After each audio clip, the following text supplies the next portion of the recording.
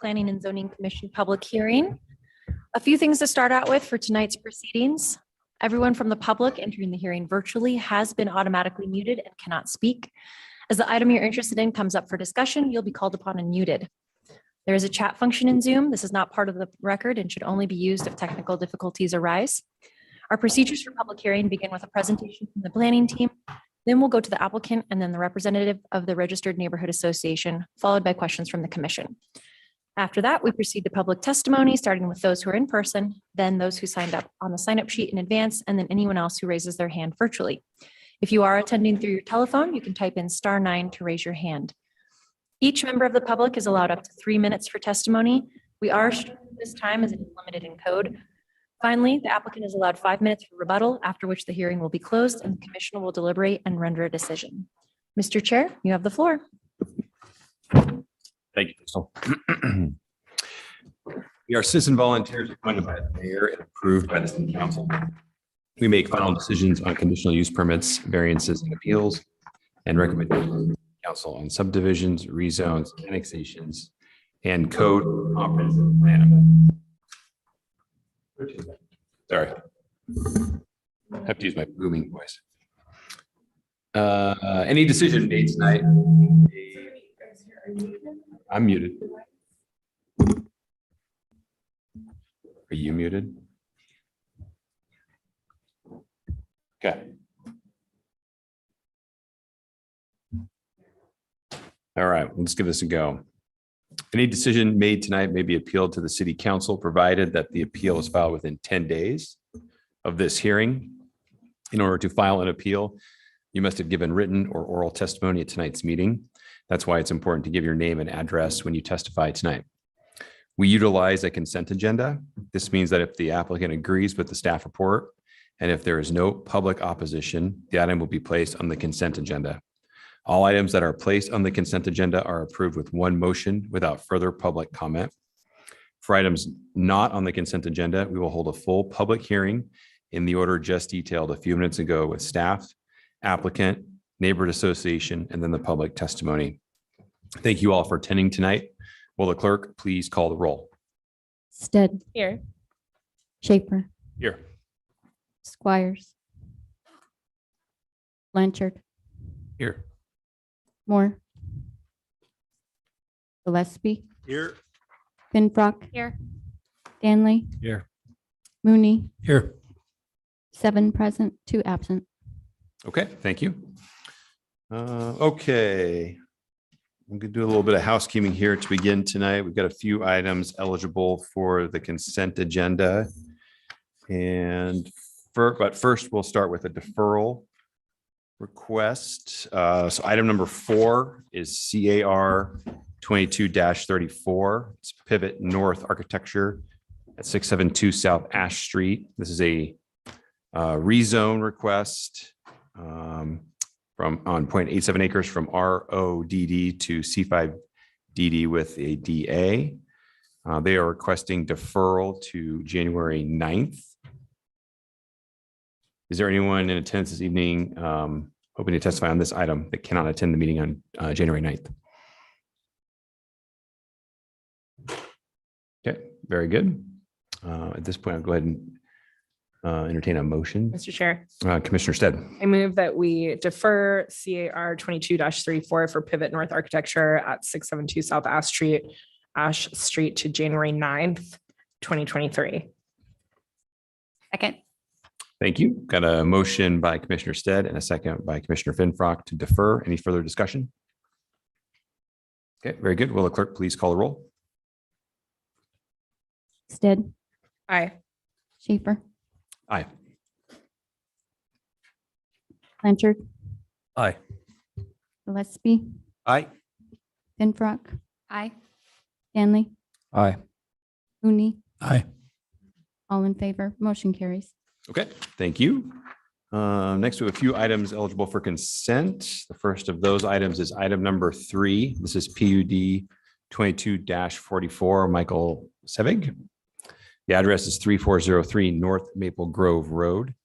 This is a conditional use permit for a planned residential development comprised of 5 multifamily units on 0.35 acres in an R2D zone.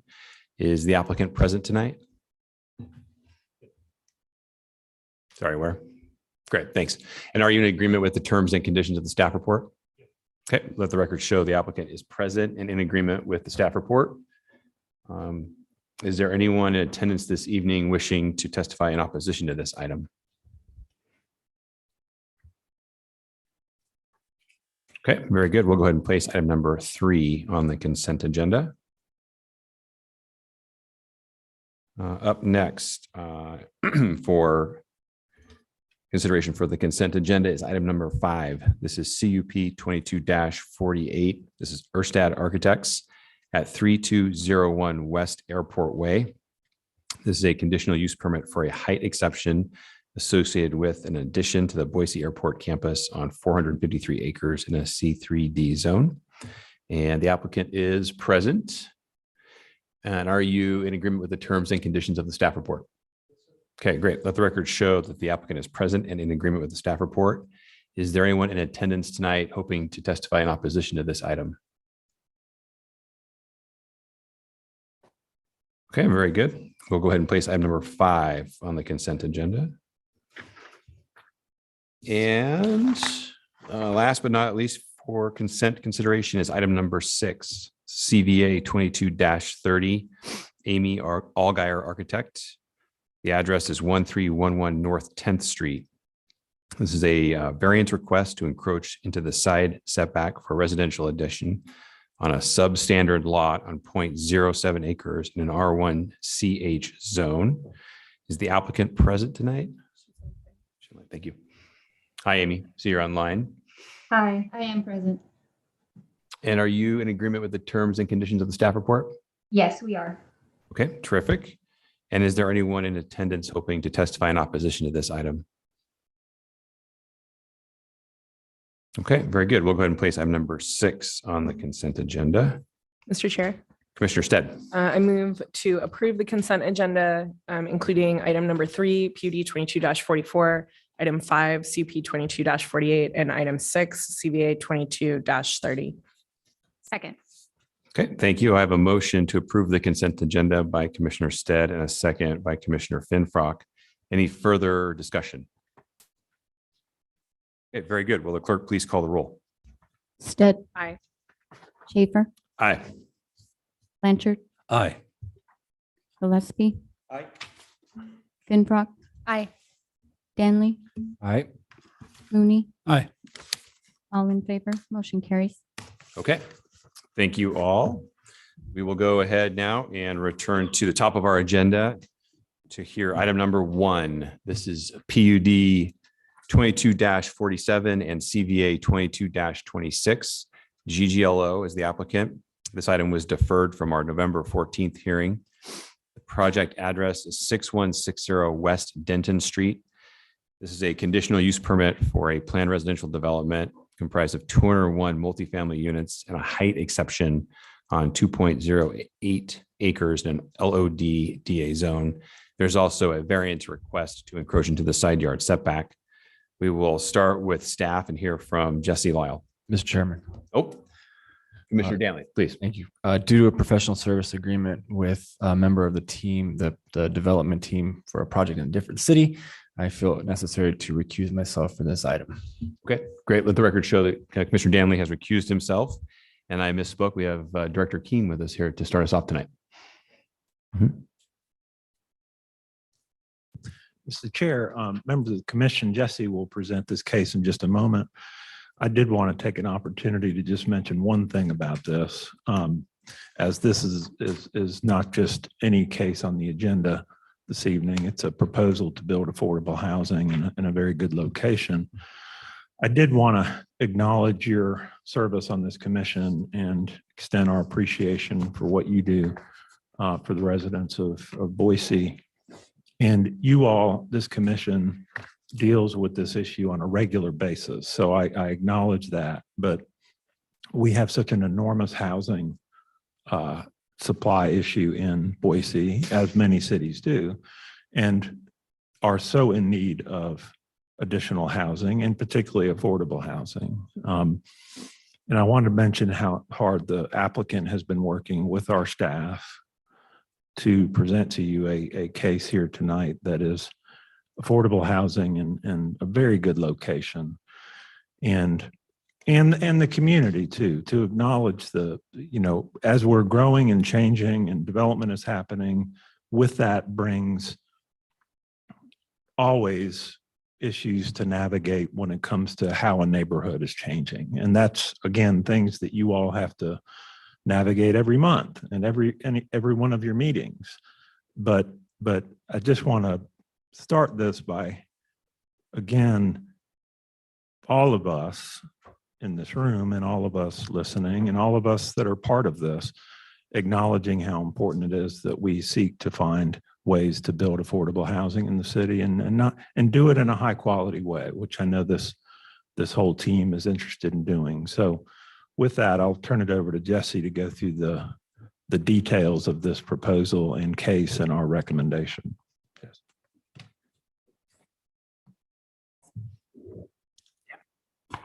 Mr. Chair, members of the commission, the item before you is PUD 22-47 and CBA 22-26. So it's an application for a planned residential development comprised of 201 multifamily units located on 2.08 acres at 6160 Denton Street in an LOD DA zone. A height exception and a variance to encroach into the side setback is also included. The applicant is proposing to provide housing at rates between 30% and 80% AMI and wishes to utilize the housing bonus ordinance to increase the density and height and to utilize a 15% parking reduction. The HBO does not limit density, allows for a height increase from 45 to 55 feet, and allows for up to a 20% parking reduction.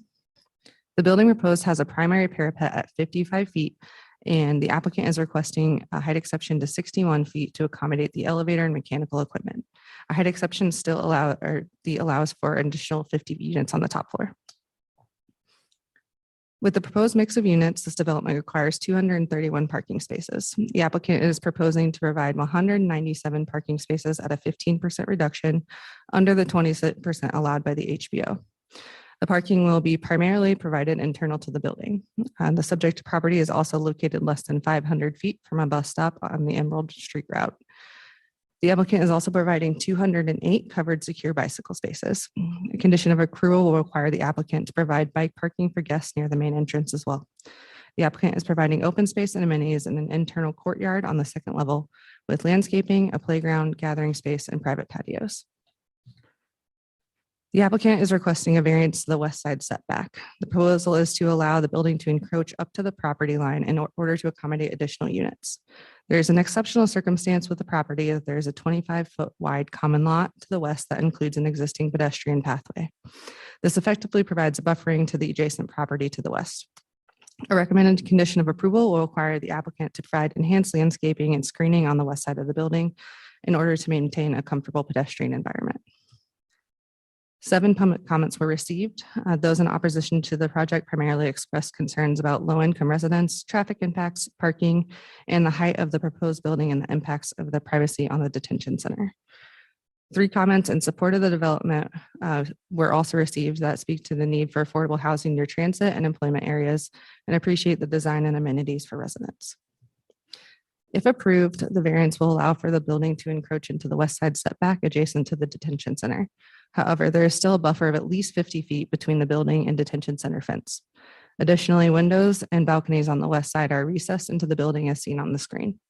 ACHD has reviewed this project and determined that the existing street network can support the development and the proposed number of parking spaces are allowed through the code. In conclusion, the planning team recommends approval and I'm happy to answer any questions. Okay, thank you, Jesse. Next, we'll hear from the applicant.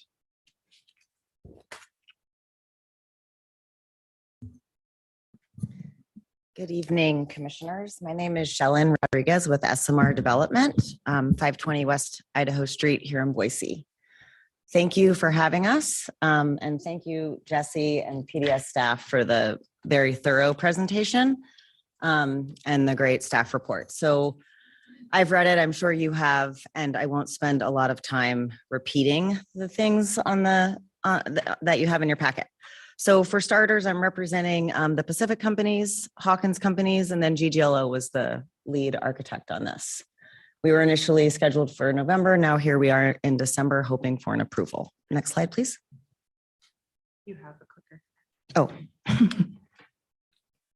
Thanks. We've got experience doing multifamily housing. These are some units that the team either owns or operates in the area. The history of the project, just to put it in perspective, how hard we've all been working. Housing needs assessment was done in early 21. The Pacific Companies in Hawkins worked to create an MOU to get the site under control, went through pre-development, design, neighborhood meetings, got some funding committed, applications submitted back in June, and here we are aiming for planning and zoning approval, hoping to get state financed by the end of this year. It's a little to be determined, but we're hoping by the end of the year we can get the funding, moving forward with a permit as early as this summer with an 18-month construction period. There's a lot of information on this slide. I won't spend too much time on it, but the important piece is that this is from the city's housing needs assessment that I mentioned. There's over 860 units that are needed annually for families earning between 30 and 60% AMI, with an additional 460 units needed annually for families earning between 61% and 80% AMI. Roughly 18,000 a year up to 75,000 a year, depending on the family size. And those are the folks that we'll be serving in this development. You'll see, and Jesse mentioned some of the neighborhood comments. I just wanted to point out the quote at the bottom, if you take a second to read it, because it was from the needs assessment, and I think it speaks very clearly to what both the planning director and some of the comments that you'll hear tonight speak to. Transit oriented, I think we talked about that. There's three, or Jesse talked about that. There's three bus routes within a block of the site, very close to plenty of medical, schools and supermarkets. I will go through these quickly because you saw them in your report and on the previous presentation. Ground floor is podium parking to just about 200 spaces, 197. On the east side, you've got some office. We're hoping to put a daycare in there. We heard that from the neighbors, as well as a lobby, fitness center, and some indoor bike storage. Well, actually, one other thing I want to point out is that the vehicular ingress and egress is to the north of the site, which is adjacent to the commercial uses, medical facilities. The third and the second floor shows the amenity space with 100. Our unit count has gone from 201 to 193 based on financing requirements. The third and the third through the fifth floors are pretty much the same as they were when we proposed. You'll just see some of the amenities, kind of the ideas of playgrounds, play areas, gathering spaces on the second floor, with the red arrows representing circulation for pedestrians, both to the east to access the neighborhood and to the south to access Denton Street, as well as Liberty Park, which is really kitty cornered from the site. Some renderings to show you the articulation that we tried to be thoughtful about. This is from the interior looking at the future daycare space on the corner. You can see the vehicles accessing that northern drive aisle, if you will. This is from the cul-de-sac at the end of Denton, looking towards the stairwell that goes to the second floor amenity space. So we would be essentially standing at the corner of Liberty Park, looking to towards the development. Our request, I think the staff outlined it very well. Essentially, there's some slight height exceptions, 3 feet above the 55-foot max in specific places, as well as the 6 feet above for the elevator overrun. You won't be able to see that 6 feet from very many angles. The variance along the side yard, there was the slide in the previous presentation, but again, that 25-foot wide community parcel is deeded in perpetuity for that pathway. So it's essentially undevelopable and acts as an additional setback. I heard a lot of concerns, both in the public comments that were made and that are in your packet, as well as in our neighborhood meetings. Most of them were mentioned: building height and scale, low-income housing, parking needs and increased traffic, desire for neighborhood retail or daycare. So we did try to address some of those things. Obviously, we can't address all of them. There's been a recent letter submitted from our neighbor at the Juvenile Detention Center, and I had reached out to them and I am excited and looking forward to continuing to work with them as our neighbor. But to date, we haven't been able to touch base. I just got the letter this past week, or just a few days ago. This slide touches on, I think it's very similar to the one you saw in staff's presentation, but you can see on the picture to the far right, there's 25 feet between our proposed building site with a 0 lot line or 0 setback to the fence that the juvenile detention center has. You can see in the bottom, it's a chain link fence. And then there's additional 25 feet on the opposite side, as well as 25 feet of their yard. So it's essentially 75 feet from where our proposed building would be to their building where it currently stands. Additional screening and additional bike racks were requested in the condition of approval. We agree with those. We've GGLO has worked to try to help design them. So we look forward to working with staff to meet those conditions. These are just some images, ideas of what we're thinking. And I think that's it for now. I'm happy to answer any questions. Thank you. Thank you, Ms. Rodriguez. We'll sit tight on questions for a few minutes. Great. Next, we'll see if we have someone from the Neighborhood Association present. I believe that's the Liberty Park Neighborhood Association. He's coming up.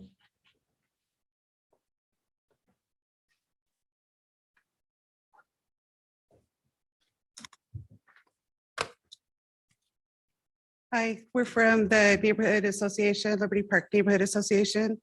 My name is Christy Perky, 6566 West Denton Street.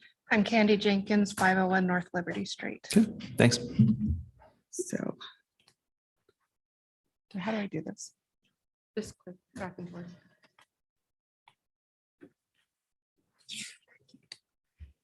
So who we are, we're the Liberty Park Neighborhood Association. And we know that affordable housing is important. We agree with that assessment. Our neighborhood has a high percentage of low-income families, about 76%. We have the highest rate of any neighborhood in Boise. The median household income is around $35,000. Other parts of Boise are at $55,000. We have a large number of renters at Liberty Park in our area. 76% of our housing units are renter occupied. So, and we are a very extremely diverse neighborhood. We have just about every nationality, age, religion. So we're a good community. We are a community. As a neighborhood that consists predominantly rental property, we have no aversion to additional rental housing property to be built in our neighborhood. At this time, we have homeless people living in their cars in our neighborhood because they cannot afford to live in traditional housing. So we know how impactful more dwelling units would be for our community. That being said, we do have some concerns. The need that we see in our community is for more family dwelling units because the developer is trying to maximize their profit as any business would. They have opted for more single tenant units instead of family housing. And it seems as if that type of a building would better suit an area closer to BSU than at St. Al's. We have had a couple of meetings with the developer. Our interests have been dismissed as unable to be addressed due to financial limitations. One of the things that Shellen mentioned. You may just, yeah, thank you. If you could just start with your name again one more time too, just so that people that are watching online know who's speaking. My name is Candy Jenkins. I live at 501 North Liberty Street. Thank you. One of the things that Shellen mentioned was that our neighborhood is near retail, which is great for walking and biking and such. It's not accurate. Our nearest retail is Fred Meyer's, which is a mile away. And as most people know, Fred Meyer's is a little bit higher end. It's not for lower income families generally do not shop at Fred Meyer because their prices are more expensive than Winco or Walmart or other retailers. Winco itself is 2.5 miles away. Albertsons is 2 miles away. Crossing major streets, which isn't very conducive to walking or biking. Those aren't bike ways yet. So the developer also indicated it is not their responsibility to provide at least one parking space for each unit. According to the documents presented, there are to be 197 parking spaces for 201 units. 17 of those spaces are along the property that is a line from Cascadia of Boise. And at this time, you can see in the picture, those are usually full of cars from Cascadia's customers. Not only would this need to be policed in order to keep the spaces available for tenants, but there's absolutely no parking available for any visitors to the building, whether they be family, clergy, friends, business vehicles, deliveries. On one side of the building is Cascadia of Boise. On the other side is St. Alphonsus Joint Preservation and Reconstruction. On the other side of the property with no road access is the Juvenile Detention Center. And on the other side is Denton Street, which is designated to be protected fire lane with no parking available. It's nonsensical to assume that no one in the building would ever have a visitor. The developer indicated that they would ask neighboring businesses to allow overflow parking on their lots. We don't see that as sustainable, as once their customers can no longer find parking, any agreement like that would cease to exist. It is true that we do have a bus route on Emerald Street. Next slide. But as you can see, it has very limited operation hours. So those working families who need transportation by bus have to have all of their appointments, all of their shopping, if they want to use the bus route, done by 6:45 at night, which is not feasible with a workday ending at 5 or 5:30. And then on the weekends, Sunday especially, it's not operational at all. So there would be no bus route available or limited bus route on the weekends. We're also concerned about how traffic would be impacted so close to a hospital. So the road, you can see on here, Emerald Street, the property is right after the curve. It's a 2-lane street. There's a suicide lane in the middle. During rush hour traffic now, the traffic can get congested all the way from Cole Road to past the overpass. So with the only real access to leave this property is supposed to be out onto Emerald, we want to know how is that going to impact the congestion that we have now. And we do think that there needs to be some kind of traffic impact statement done. This indicated in the plans that there does not need to be, but according to what we see, it says any more than 100 dwelling units, which this has 201, is subject, should have a traffic impact study. And we also believe that that needs to be done, especially since we have first responders up and down that street all the time.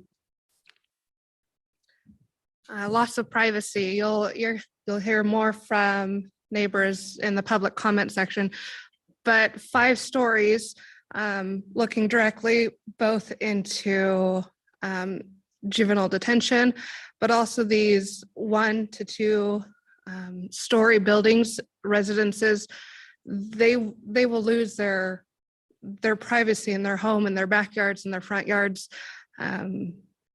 and just that comfort level that comes with being a homeowner will decrease immensely for them. Yeah, we're concerned about not only the residents, but also the clients of the Juvenile Detention Center and their families.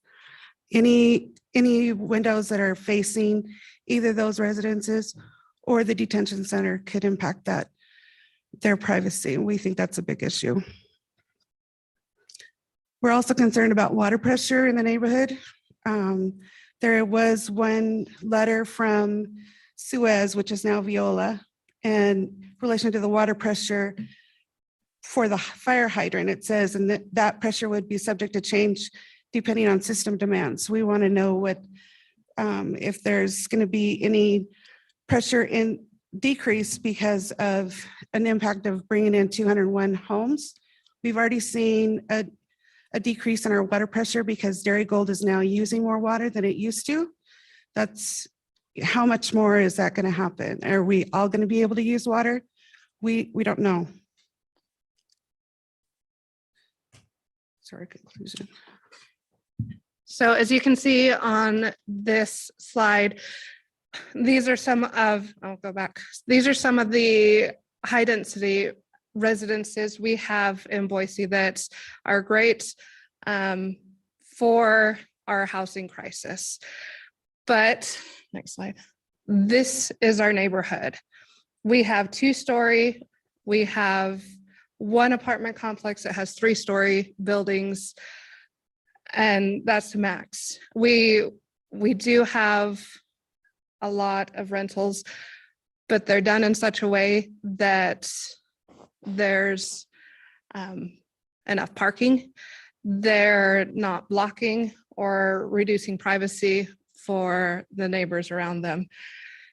Our neighborhood is that fit. It's not a high density residential 5-story building. So we welcome more affordable housing, just not this project as it's proposed. Thank you. Okay, thank you.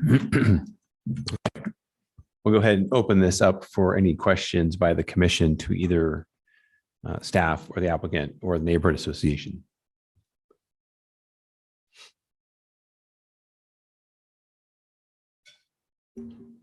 Mr. Chair, Commissioner Mooney. question for the applicant. The traffic circulation discussion, the north exit on the east side of the project, that's not a public street, is that correct? Through the St. Alphonsus area? Correct. Is That that, is not a public street. so a question for staff, is that a problem as far as vehicle circulation and bicycle circulation up to Emerald? Mr. Chair, Commissioner Mooney, there is a pedestrian path on the west side that is open with a public easement for pedestrians. And also within that subdivision, there is a cross-access agreement, and that private street is partially owned by this development or this. So area. the private street is part of the Emerald Station Owners Association. Okay, that makes sense. Thank you. Mr. Chair. Commissioner Pinbrock. So a question for the applicant. Sorry to make you get up again. But the neighborhood association brought up an issue, and I kind of, when I was looking at the plans, I thought the same thing. But you have a lot of single units or 1-bedroom units. Why did you opt to go single units instead of family units if it's affordable housing and families are in need? I think the statistics, thank you. It's a good question. And I think it's a good question raised by both you and the neighborhood. I think the statistics will show that housing of all types is needed in the community. We gauge our development around what we can finance and get what we can get financed. There's very specific rules at the state and federal level about that. So we were meeting those financing requirements and trying to address the need here in Boise, as well as getting just some of the units built, right? There's a density issue of needing numbers. If that helps. Thank you. Chairman and members of the planning commission, I want to follow up on the answer. My name is Caleb Roop, and I'm the CEO of the Pacific Companies, 550 West State Street in Eagle. I did want to make sure you guys do the numbers, because we have 71 of the 193 units that are 2 and 3 bedroom. So I would challenge you to look at any of your projects coming through the chute and see if there's even any 3 bedrooms, much less that ratio of higher bedroom count units. I think you'll find that the amount of family units we're doing would be pretty unprecedented relative to the normal crop of projects you see come through the chute. So I understand there's probably need for even more than that, but partly it's just balancing, how much density we can achieve versus having a good mix of unit types to make the project successful. So that's really what it's a product of. But again, 71 of 193 is a pretty good ratio, at least from our perspective. So that drives it. Thank you. Yeah. Mr. Chair. Commissioner I Stead. have a question for staff. Have you heard, just in regards to the neighborhood association's concerns regarding the water availability and pressure? Have you heard any, have we heard any concerns of that coming from the water company or the builders or anything like that? Madam Chair, or Mr. Chair, Commissioner said, sorry. No, we have not heard anything aside from the will serve letter. That's a pretty standard response, is that pressure may change based on service and availability. We do see that with almost every project. Thank you. Mr. Chair, Commissioner Mooney. another question for Yeah, staff. please. Could you answer the neighborhood's concerns about guest parking and parking on the east side of the project on the existing, they showed a picture of it, as well as the TIS concerns? Mr. Chair, Commissioner Mooney, as with the water servicing, we do rely on ACHD for any TIS study needs. And they indicated that that was not necessary for this project. So we, as the city, take their recommendation for that. The parking on the east side is 17 spaces, and those spaces are on the property, but in that private street. So I know that they are available to more than just this development, but they do have, I believe, 180, probably 180 spaces within that podium parking.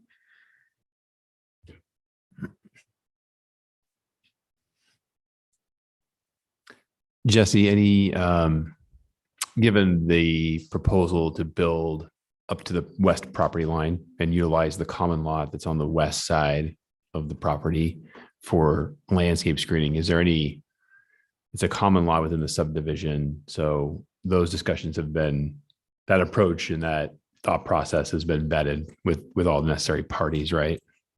Mr. Chair, Commissioners, so the request to build up to the property line would be on the southwest corner, and it would get farther away as the building moves north from the property line. So in that southwest corner, the applicant is proposing some additional screening, like metal screening for the garage area, and then additional plantings within the property as the project moves north, not within the common area. Oh, I understand. Okay. So the common lot to the west is going to basically remain in the condition that it's in. They're not proposing any improvements on that common lot. Incorrect. Okay. All right. Okay. Thanks. Okay. Any other questions, gang? Okay. All right. Thanks. We'll go ahead then and open this up for public testimony. If you're here in person, please come on up to the podium if you'd like to testify. Anyone that would like to testify needs to start with their name and address for the record. And then Mr. everybody, Chairman. yes, Do you have the sign-up sheets? I do. I do. Okay. Thank you. Thank you for the reminder, Milt.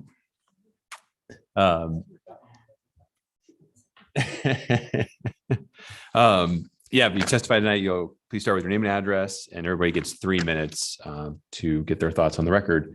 I do have a few folks that signed up. Tammy McMurtry. Anybody's welcome to come on out. Yep. Hello, Hi there. Feel free to move that mic a little closer if you need to. I've never used one of these. Okay, hi, I'm Tammy McMurtry. 5905 West Denton Street. And I guess, my main concerns really are the juvenile center right there. They have no privacy if you have a 5-story building. Anything over the second story is going to be looking down into their exercise yard. So if you have kids, you know how they do, they take pictures and they post them online and they think it's funny. They're not going to have privacy. These kids are already in a bad situation. They're going to be further put into a bad situation with this. Plus, then you have the problem of contraband coming in. So if you're above 2 stories, say you're on the 5th floor of the roof, and you have a good slingshot, you can look online and find slingshots for $50. So it'll go 230 feet. We'll shoot up to 21 pounds, 230 feet. So you can send drugs or weapons or anything over there, which then causes all kinds of problems for everybody. As far as traffic, the Transportation Department says that there's going to be 913 unique trips done between 7 and 9 a.m. That's 7.6 unique trips per minute for those 2 hours. That's just for those 2 hours. That's a lot of traffic on that little area. And they're not planning on putting lights in. They're not planning on putting the road through. So it's all going to be on our little street. That's a ton of traffic. The rehab hospital next door, and then the St. Al's Rehab Hospital, those people come out in their wheelchairs just to get out of the hospital. Some of them smoke, some of them just come out and just hang out. And they hang out on the sidewalk, and all of this traffic is going to potentially be dangerous for them as well. Plus the small children that live on the road, because currently it's a dead end, so we don't get a lot. As far as enough parking spaces, I mean, I understand that you don't have to provide more because it's low income, but it doesn't mean that they won't have cars. They'll just be parking them on the road. Well, all the houses down Denton have mailboxes on the street. And so by postal code, they have to have room to pull up and deliver the mail and pull out without reversing, which takes up big chunks of that property. And if people are parking there, they won't deliver our mail. Time. They just won't. We've had that problem when they did the construction with the 2 buildings already. They just won't deliver our mail. Ms. McMurtry, I apologize. That's the end of your time. Okay. All right. Thank you, though. Okay. I also have maybe Chris Purdy. Sorry, Purley. Oh, gotcha. Thank you. And then one other sign up, it's a John, but I apologize. I can't read the last name. Parks. Yeah, you'll come on up, please. John Parkson, 6175 West Denton Street. I live right across the street from the southern entrance or exit from this building. I owned a property there since 1978. It is my primary residence. You might want to come just a little closer to that microphone just so folks can hear you. Thank you. So I have done a lot of probability and outcomes on this, and I don't see any positives out of this for the neighborhood. Basically, what it amounts to is more traffic, more people, congestion, and being right across the street, every day I'm going to walk out and I'm going to see a building a half a block long, 5 stories tall, and I'm going to have to deal with the problems that dribble out from the people in that project. And of course, parking is a problem too. By my estimation, is that there's not going to be 200 people in there. There'd be close to 400 or more if they come with baggage. That's a lot. My dad was a farmer. He'd never put 600 head on 2 acres of ground. And that's basically what you end up doing. And I brought up some issues about fire lanes around this and all the people in there. I think that's necessary. The setbacks won't be available for fire lanes. And being a dead end street, you know they're going to enter and exit down Denton out on Curtis. And Curtis is already pretty congested. And I don't think the size and dimensions of the project fit the neighborhood. It doesn't fit in. And I've talked to the director at Juvenile Detention Center. They are concerned. I yield the rest of my time. Okay, great. Thank you. Okay, that's it for the folks that signed up tonight. Anyone else here would like to testify? Please come on up.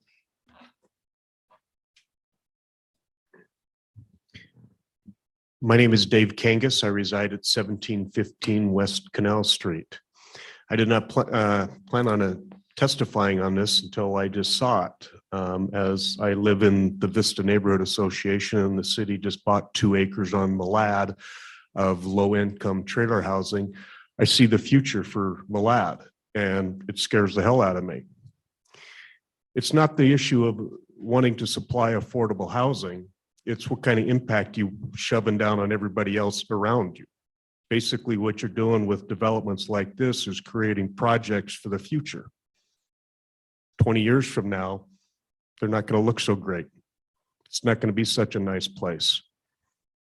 You know, there's projects all over the big cities in the Midwest that opened up exact developments like this that started out with great fanfare and how great they were going to be for the city, for the people. But in the end, what happened to them? Where did they go?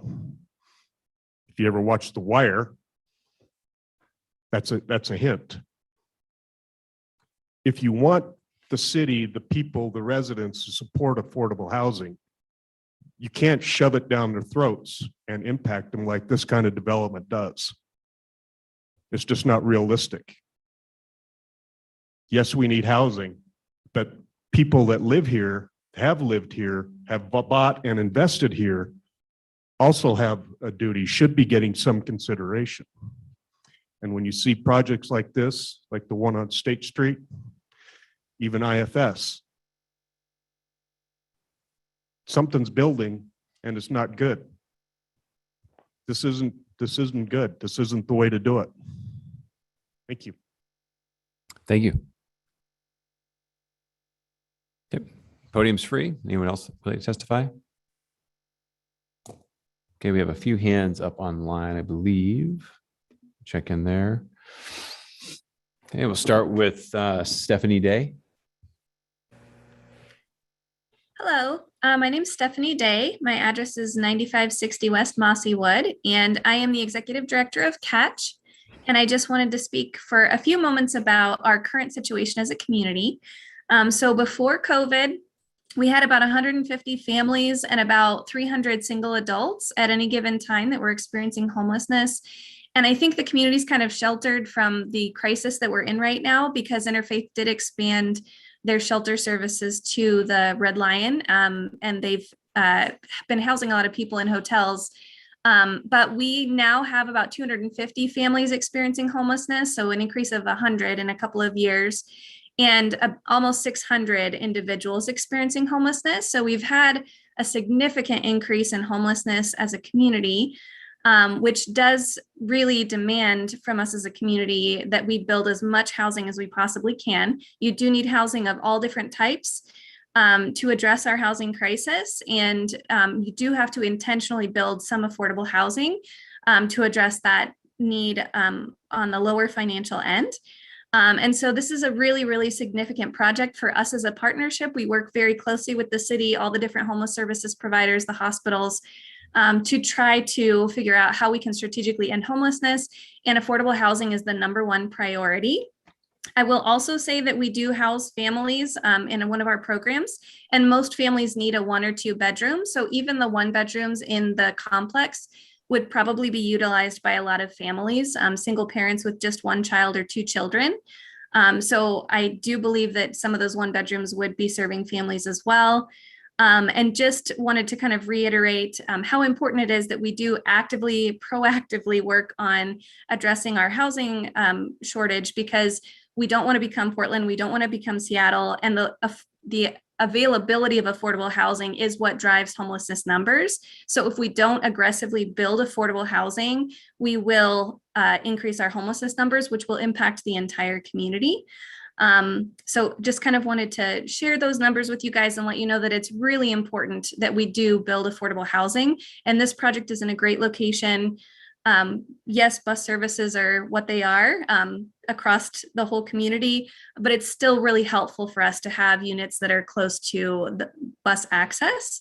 And just really glad that this project is being considered and that the partners, Caleb Group and Shellen, are all involved in this project because we've had lots of experience with them and they're fantastic at what they do. I'll yield the rest of my time. Okay, thank you, Ms. Day. Next, we'll move to Esther Seha. Good evening. Can you hear me? We can, yes, hello. Good evening. My name is Esther Seha. I reside at 3901 North Cambria Way. And thank you for the opportunity to provide comment this evening. I support the conditional use permit. I think it's important for community members to know that we will never get 100% support for whatever type of development is proposed within our neighborhoods or adjacent neighborhoods. And so, you know, there is a need here. We can't just push it off to another neighborhood. We need to work together. So hopefully Shellen and the neighborhood association could sit down and work out some of the additional concerns that were identified by the neighborhood association. But for the most part, this is, as Stephanie indicated, a really good project. And the last thing I guess I would add is, you know, I know that Shellen has done some other projects along Fairview. We need to also look at open space and availability in neighborhoods where we typically don't see these types of developments. Areas like the North End, the Northwest End, and the East End, if there is space and an opportunity to do such projects. Thank you. Thank you. A couple more hands up online. Up next is Justin Snyder. Hi, my name is Justin Snyder with Le Soleil French School for Children at 302 West Idaho Street in Boise.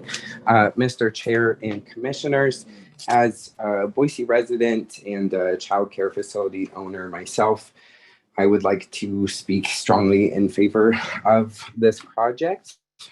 We have a grave need of both affordable housing and childcare in Boise. In addition to a really beautiful and thoughtful design, this space would also provide up to 67 childcare spaces at the 2,367 square feet that they've proposed for the space. Just one of the programs that I own here in Boise has a wait list of more than 260 children at this time, and we've only been open there for 2 years. And any additional childcare spots in the city will have really an outsized impact on not only our local workforce participation, our economy, but really importantly, on the well-being of young children. So I'd like to thank you for considering this application and ask that you approve this much needed project. Thank you. Thank you. Next, Byron Falwell. Good evening. Can you hear me? We can. Hello. Hi, Byron Falwell, 23 North Roosevelt Street. As a neighbor in the nearby Morris Hill neighborhood, I support this project because it's a well-designed, well-planned, well-parked, and well-placed project that will provide much needed housing for Boiseans. I think Stephanie Day said it best. Those of us who are housed and who own homes are sheltered from the true need for housing in this city. And one of the things I like best about this proposed project is the housing diversity or the unit type diversity that's proposed. There are a lot of studio units, but the mix of studio units to 2-bedroom and 3-bedroom is really ambitious. And the fact that this is proposed as a an affordable housing project is incredibly ambitious. I'm an architect that also works in affordable housing, and I know how difficult it is to land projects like these, much needed projects like these. I also like the fact that this project is placed within walking distance of the Orchard Transit Corridor. It's utilizing a vacant lot, and the nearly 1-to-1 parking ratio, in my opinion, is fantastic. So I would welcome a project like this in my own neighborhood, and I look forward to welcoming our new neighbors. Thank you. Thank you. Two more hands up online. Saber Andrews. Hello, can you hear me? We can. Am I able to share an image? I believe so. 1 minute. Got to change the tech on our side here. And while staff's working on that, could you give us your address, please, for the record?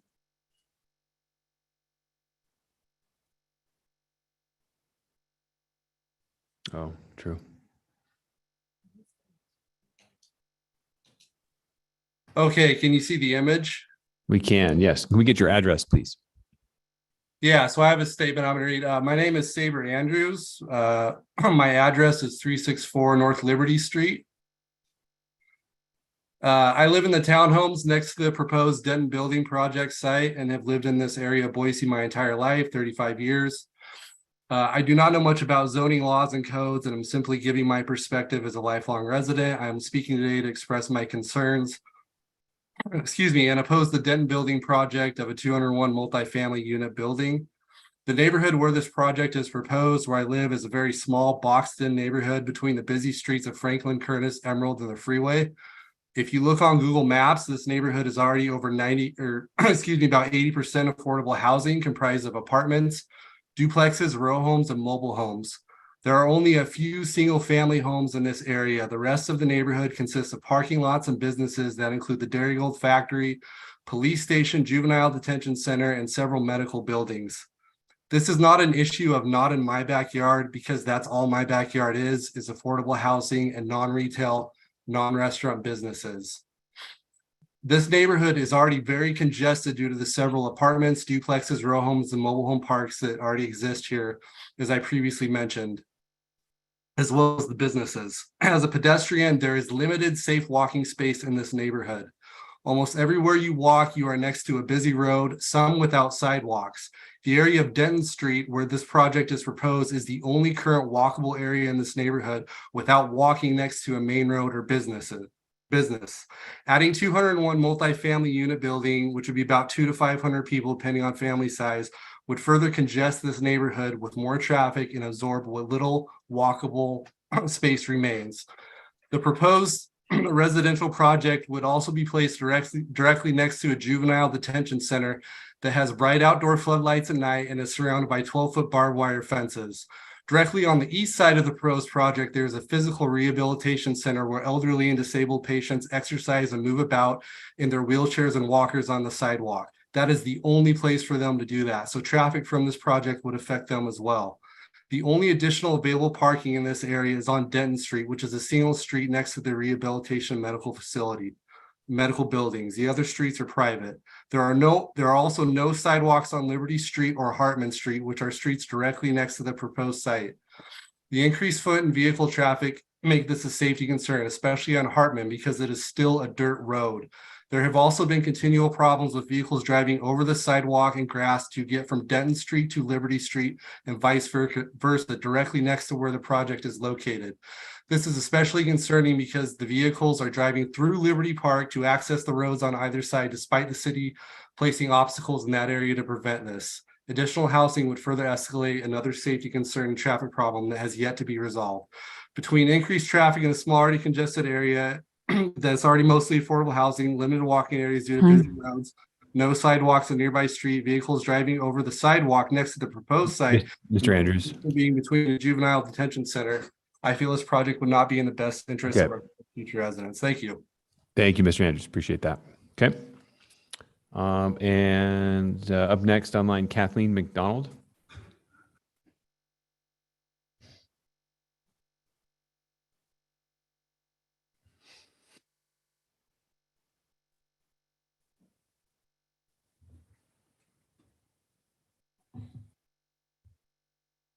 Ms. McDonald, can you hear us?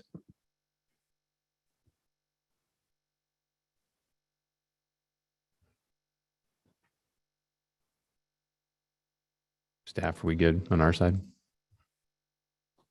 Okay, Ms. McDonald, we cannot hear you. Can you hear us?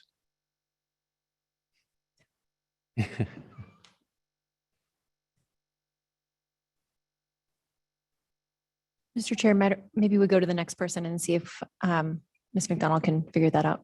Okay, sounds good. We'll go ahead and move on real quick to Patrick Spouse.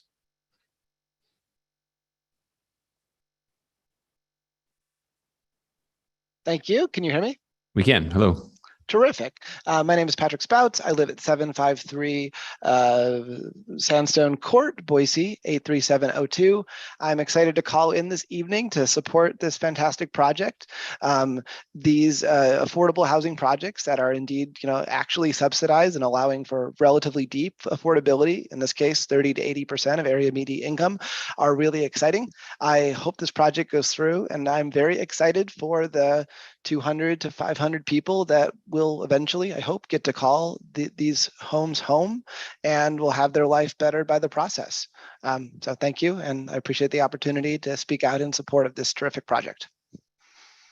Okay, thank you. All right, we'll go back to Ms. McDonald. Let's see. She had her hand up online too.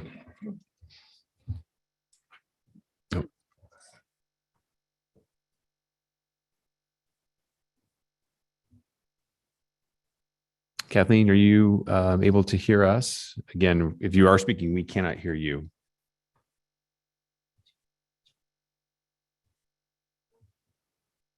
Okay, thank you.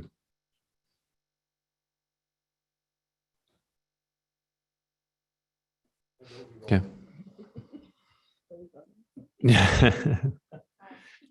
Staff, are we going to? We can't hear her, so we're good to go ahead and proceed. Okay, Ms. McDonald, I'm sorry, we're having trouble hearing you, so we're going to go ahead and move on. There's no one else online that has signed up. I'll do one more last call. If you're online, please raise your hand if you want to testify, and last call in here as well.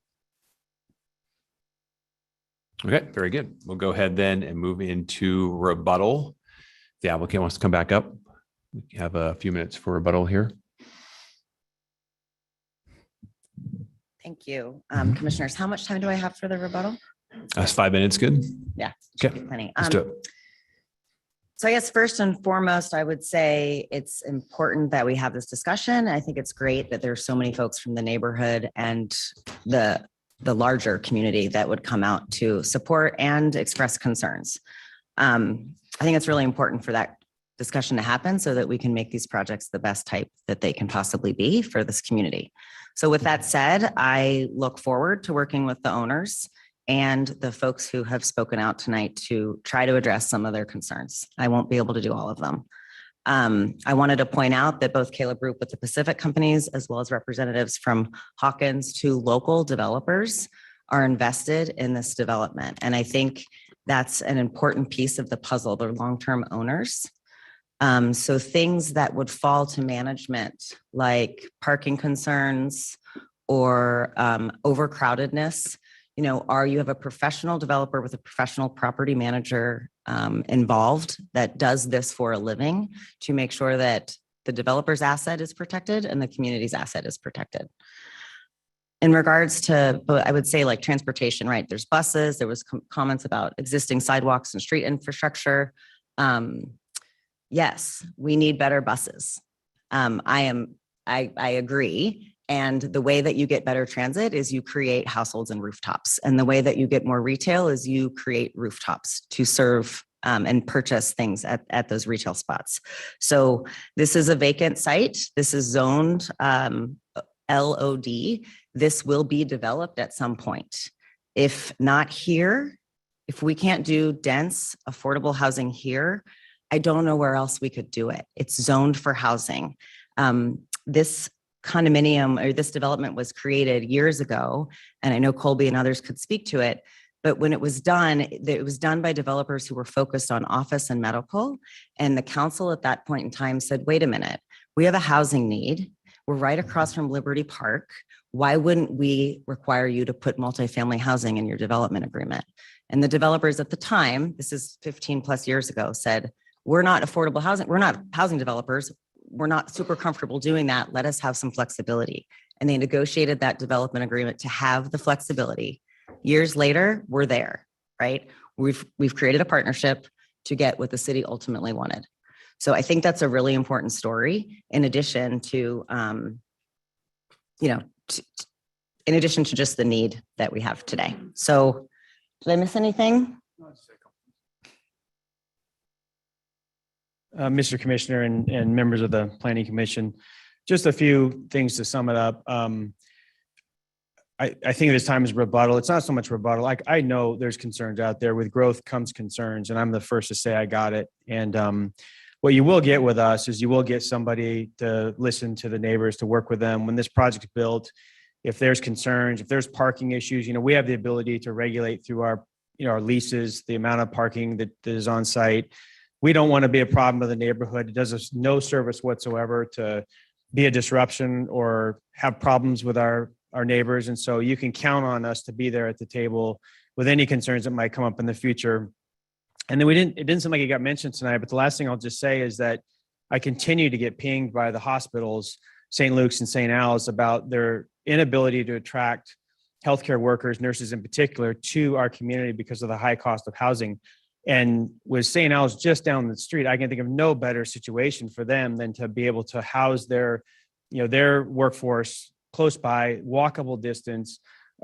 This was like the thing to me that was the best element of this project that I thought was just the fact that we were so close to St. Al's and all those jobs, as well as the medical services should they be needed. So, I just want to point out that one last thing, and what a great opportunity it is for us to put something so close to a major, regional medical center like that. So I'll close with that. Thank you guys as always for hearing us out and working through all the issues you got to work through, and appreciate anything else you guys need. We'll be there to help you.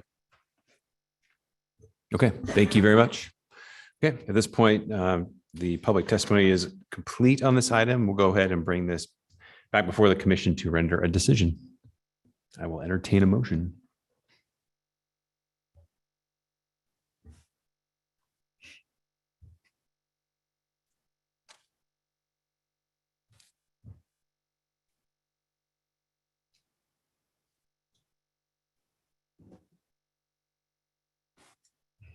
Mr. Chair. Commissioner Finbrock. I move to approve PUD 22-47 and CVA 22-26 along with the recommended and standard conditions of approval. Second. Okay, I have a motion to approve by Commissioner Finbrock and a second by Commissioner Blanchard. Okay, any discussion? Mr. Chair. Commissioner Finbrock. I'll just go through like my notes really quick, but as far as the setback variance, I think there is an unusual circumstance for the variance, and that common lot is designated as open space. And so I think it's appropriate on that west side. The parking, the height, variances, it's all covered in the housing bonus ordinance. To address some of the public comment, the fire department did review and approve the project. And so I know there was some concern about that, but that's in our packet. And they approved it with the conditions of approval that will also be incorporated into the project.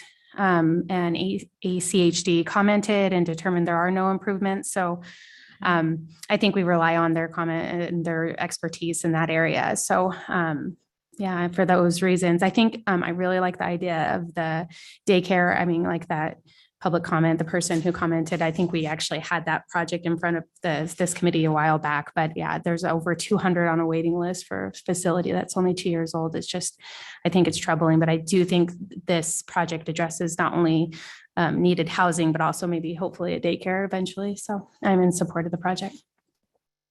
Okay, thank you, Commissioner Finbrock. Nothing to add, Commissioner Blanchard?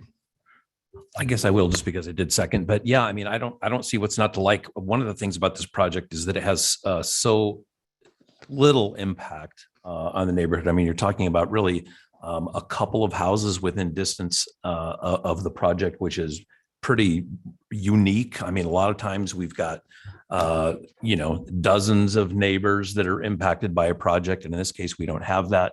It's a big square lot. It's on all the transportation networks. I would also add it's only a mile from grocery outlet as well, which is easy to get to. The Bench is a great neighborhood. And as was pointed out, it's close to major employment centers. There's nothing really not to like about this in my view. Yeah, thanks, Chris. Any other discussion? Okay. All right, short and sweet then. Okay. I'll sign off just real quick as well. Yeah, I'll be supporting the motion as well. I agree with the comments from Commissioner Finfrock, Commissioner Blanchard. I think that this is a vacant lot.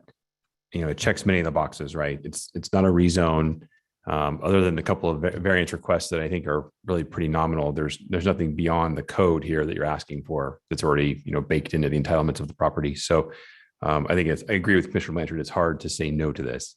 Now, having said that, I certainly understand there are growing pains, right? There's always growing pains when there's growth happening. But I agree with the applicant that we build the rooftops to bring improvements to the bus routes, and we bring the rooftops to change. To add, more shops and more restaurants and more commercial. So I think that it's sort of a chicken and egg. It's a chicken or egg thing, right? But I think that the first thing to start with there is definitely the housing. Mr. Chairman. Yeah, and I've triggered Commissioner Gillespie. So yeah, I just want to read 2 sentences from packet page 49. The applicant is utilizing the housing bonus ordinance by providing all affordable housing units at rates between 30 and 80% of the area and median income with a mixture of unit type. This is the important sentence. The housing bonus ordinance allows for unlimited dwelling units per acre maximum, a height increase from 45 to 55%, and a 20% parking reduction. That's what the ordinance says. I don't get to say, sorry, I'm an unelected guy who shows up the first Monday of every month. And you know what? I'm just going to tell the city council that HBO you passed, forget it. We're not doing it. So the time to fight this kind of development, and I can see why one would, was at the first, second, and third reading of that ordinance. The city council had hours and hours of hearing on that ordinance. Ordinances shape what we do up here. We don't really have a lot of discretion when the ordinance is so clear. So I would encourage everybody who's wondering about sort of the democratic implications to this. The action goes down at the city council when they write ordinances. That's where the action, this is a judicial hearing. So that's my plea, is if you really want to get involved in this stuff, that's the right place to do it. Sorry. Well done. Okay. Any other final thoughts? Okay. All right. We have a motion to approve by Commissioner Finfrock and a second by Commissioner Blanchard with all the terms and conditions as written in the staff report. Will the clerk please call the roll? Stead. Aye. Schaefer. Aye. Blanchard. Aye. Gillespie. Aye. Finfrock. Aye. Mooney. Aye. All in favor, motion carries. Okay. All right. Thanks, everybody. Okay. All right. We're going to take a 5-minute break at this point. Before we do that, I am just going to go on the record here and let everybody know I'm going to recuse on item number 2, as I had a meeting with the development team back in October regarding this project. And to be fully transparent, I'm going to go ahead and recuse from this item. So we'll pick up item number 2 in about 5 minutes, 20 after.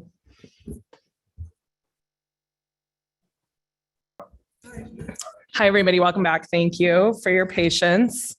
We're going to start up here with item number 2. This includes CAR 22-10, PUD 22-27, both for latent construction, and SUB 22-27 for Vista Point subdivision. All these are located at 2017 West Victory Road. And we're going to start with Director Keene. I can't hear this. Can we raise it up a little bit over here?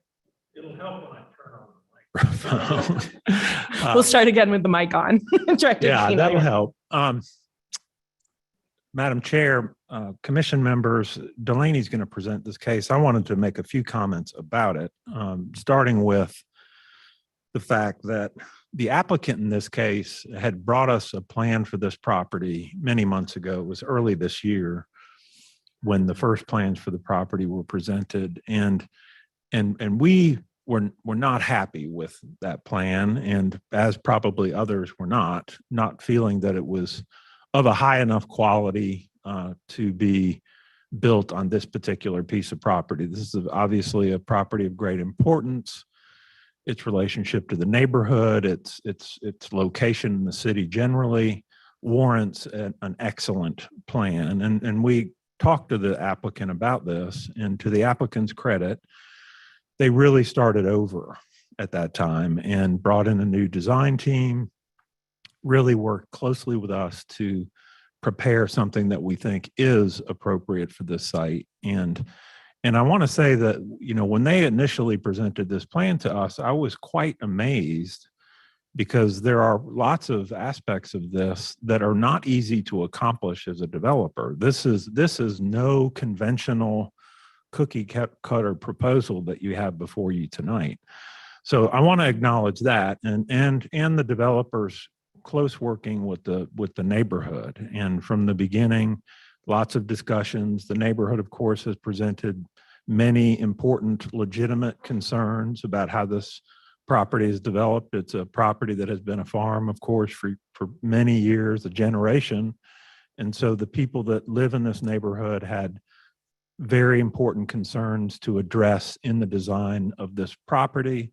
The applicant has been seeking to address those concerns every step of the way since they moved in this new direction. A couple of things I want to mention specifically as it relates to where we go from here. This amount of housing in this location, this is just a location that is ideal for a development like this, in the sense that when you look at the city overall, this is a location that is in proximity to so much. And therefore people can live here and not drive as much, which is one of the great responsibilities we have as a city. Not that everybody won't drive that lives here, of course they will, but it's just that their trips will be shorter. They'll reasonably be less than they would be in many other parts of the city. But there has been expressed legitimate concerns about the movement of cars and transportation specifically, especially as it relates to Victory itself, that street. And I wanted to just mention that the applicant has been willing to do whatever they need to in order to achieve what we want on Victory. That's never been the issue. We have been working with ACHD for quite some time on this, and we feel there are a couple things are important that I want to mention that we want to keep working on as the developer progresses on to city council and this moves forward. One is the potential for on-street parking on Victory, which ACHD has expressed opposition to. We just want to keep studying that with them, and the neighborhood has expressed a very specific concern about on-street parking in the curve that's over towards where the road moves towards Canal to the north. And that's understood. Certainly it would not be on that curved part of the street, but on the main line of Victory, where it's a straight shot in front of this property, we'd like to keep looking at that because the applicant has proposed a frontage on Victory that would include on-street parking and then a bike and pedestrian path. And then they also have another sidewalk actually at the frontage of the buildings. And we do want to keep working on that and see if on-street parking would be, because I have a feeling it may be the best outcome, including for the neighborhood. We just want to keep pursuing that. And then the second thing is the importance of the streets within the development itself being public and not private streets. And ACHD has expressed some misgivings about that.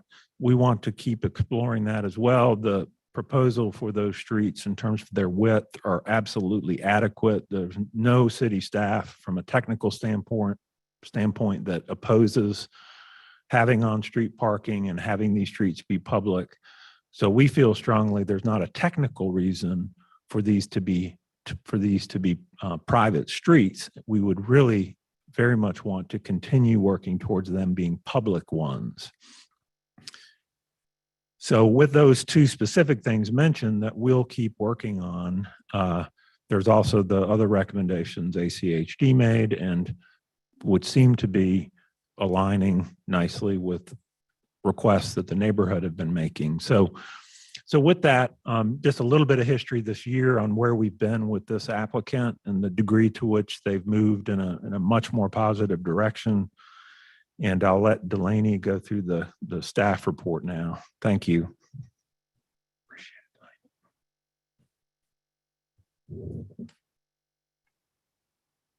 Great. Thank you, Tim. Madam Chair, members of the commission. Before you this evening is a request for a rezone, plan unit development, height exception, and subdivision. The project site is approximately 44 acres located at 2017 West Victory Road. This property is within the Central Bench planning area and situated between downtown and the airport. The proposed project has West Victory Road to the north and the New York Canal to the south. Approximately a quarter mile from the site is a bus stop at Vista and Canal, which is VRT route number 3. To the northwest is a hotel, medical offices. To the northeast is single-family residential neighborhood. Directly adjacent to the site to the east is existing single-family residential neighborhood. And directly adjacent to the site on the east is, anticipated development on the west, the Seasons on the Bench project, which is planned to develop in a similar density. Beyond the New York Canal to the south is the Sunrise Rim residential neighborhood. So this site has a mixed use designation, which is intended to promote a more compact, pedestrian, and transit-oriented pattern of development. Due to this location, a higher density than what is currently allowed with the A1 zone is supported by Blueprint Boise. The rezone request is go to R3D DA, which would allow for a maximum of 43.5 units per acre. The proposed project would have a total density of just over 20 units per acre. The proposed residential mixed use is consistent with Blueprint Boise's mixed use designation, and the project is adequately served by existing utilities and city services. Due to the specific location of this property, a development agreement was included with the application. The DA ties the rezone to the conceptual plan submitted, limits the height to the requested height exception, specifies pathway locations and requirements for community amenities. Additionally, the applicant has offered 25 multifamily units to be deed restricted affordable at 100% AMI if the height exception is granted. The Planning and Zoning Commission can add, delete, or modify these conditions, which will ultimately be considered at City Council. The PUD proposal associated with the rezone request includes 892 units, ranging from studio to 4-bedroom and comprised of 616 podium apartment units, 142 attached townhome units, and 134 detached single-family units. This proposal provides a mix of product type and diversification of housing choices. With the PUD, waivers to the internal setbacks and lot sizes are requested, and a variety of community amenities are provided on site. There we go. The on-site amenities include community clubhouse, swimming pool, playground, dog park, community garden, bike repair, public art, shared youth pathways, pavilions, and pocket parks. There's also ample open space provided throughout the project for both private and public use. In addition, the site provides community amenities, which, like I noted, included the pathway and also future commercial flex space for co-working, housing, food and beverage services. Those uses would be located on the ground level of the apartment buildings. Additionally, this request includes a preliminary plat for a residential subdivision, which is comprised of 157 buildable lots and 29 common lots. The subdivision request is to allow for individual single-family lots and the extension and development of public roads throughout the project site.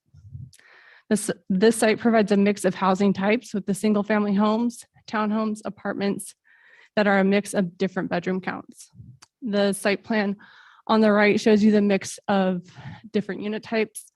As you can see along the eastern and northern boundary, you're going to see the single family lots. As you move westward and internal, you're going to get to the attached townhomes and then the apartments centrally located into the west. Access to the site includes 3 points from Victory Road. Public streets crisscross the site to create an urban-like grid and provide connectivity to existing substreets on the east and planned streets to the west. North, south, and east-west boulevards include significant median landscaping, providing for attractive and safe passage in all directions. Internal private drives do serve the residential nodes within the project. The street layout, along with the new multi-use pathway, support both pedestrian and bike traffic throughout the site.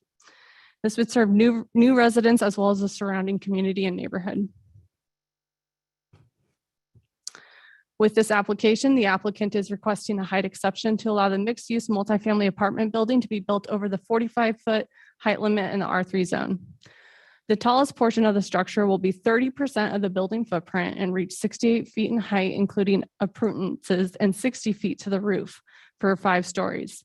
This area is outlined in red on the site plan. So as you can see, it's not the entirety of the building, and the section that would be at the highest point is internal to the site, located along the internal street thoroughfare. The remaining 70% of the structure will reach a max height of 57 feet, and then with the remaining 49 feet to the roof for 4 stories. These taller buildings will be located on the interior of the site and on the western edge adjacent to the future multi-use development to the west. This is designed to transition smoothly to the surrounding uses and minimize the height visually.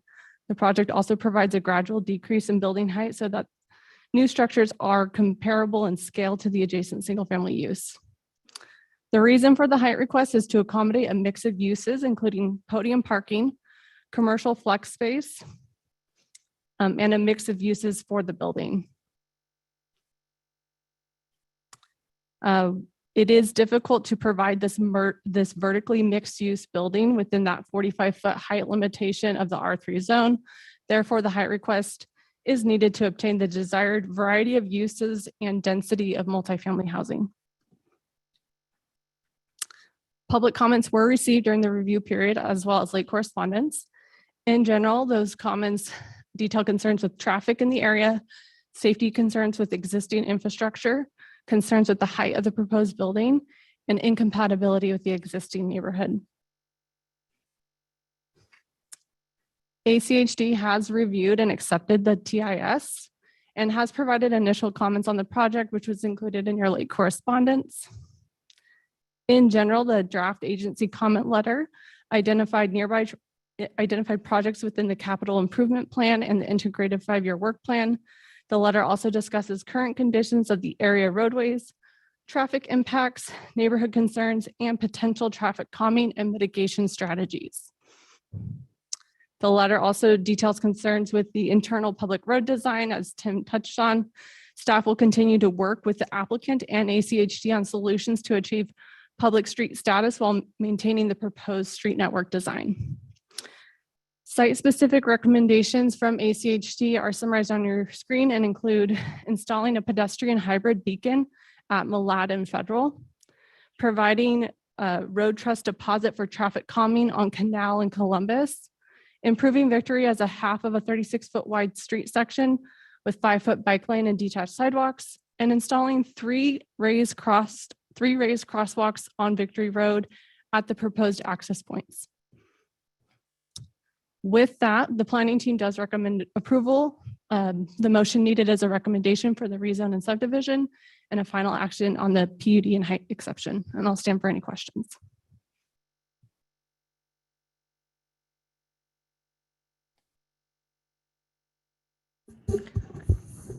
Ms. Garlick, while the commission's thinking about it, I'll ask a couple of questions just to get it started. I just had some thoughts for staff or questions, I guess. Were there the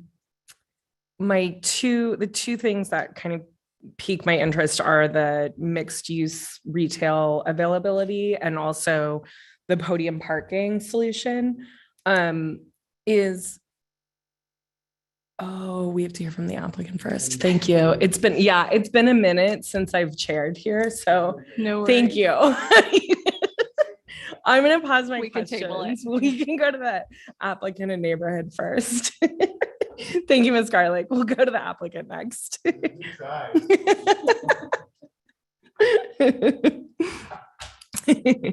The chairwoman had some burning questions. I know, right? I couldn't wait. Please start with your name and address and you'll have 10 minutes. Sure. Yeah, Madam Chair, fellow commissioners, my name is Alex Drexel and my address is 3034 South Sequoia, Salt Lake City, Utah 84109. I have a couple of brief comments before we get into the details of the application. First, I want to thank Delaney, Tim, and the rest of the staff of the City of Boise for their hard work and quick responsiveness throughout this project.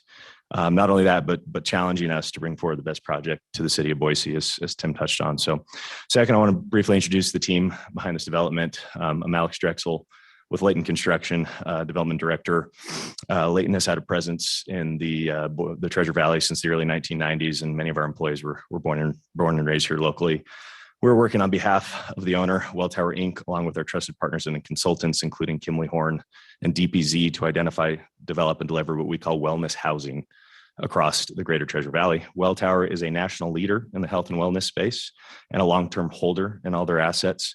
And that's important detail. Because of this, the concerns of the community are of great importance to our team, and we took extra steps to involve the community throughout this entire process. We held a series of 4 neighborhood meetings dating back to March of this year.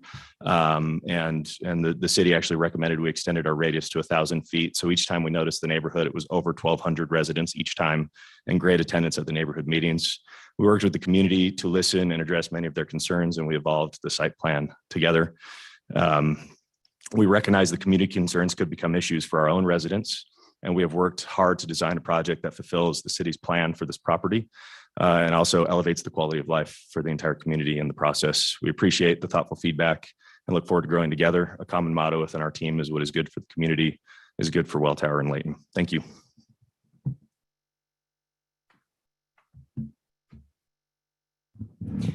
Madam Chair, members of the commission, my name is Deborah Nelson and my address is 601 West Bannock Street. We very much appreciate staff's work on this, and we are in agreement with all of their recommended conditions of approval. The Vista Point site is an infill property on Victory, close to commercial and employment uses on Vista, close to the airport, and just east of the Seasons of the Bench project you heard in October. About a quarter mile from the site is the bus stop for VRT Route 3, providing bus access to downtown and the airport and all of the businesses along Vista. We're requesting R3 zoning here, which is intended for higher density residential development in close proximity to retail, employment, and transit. R3 is consistent with the comp plan designation of mixed use, which supports high density residential along corridors with access to transit, and is supported by your matrix, which allows the R3 zone and a mixed use designation. The comp plan also designates the site as an infill priority area and an area where significant new development and redevelopment is anticipated. The proposed R3 zoning is consistent with the surrounding zoning and planned and existing uses.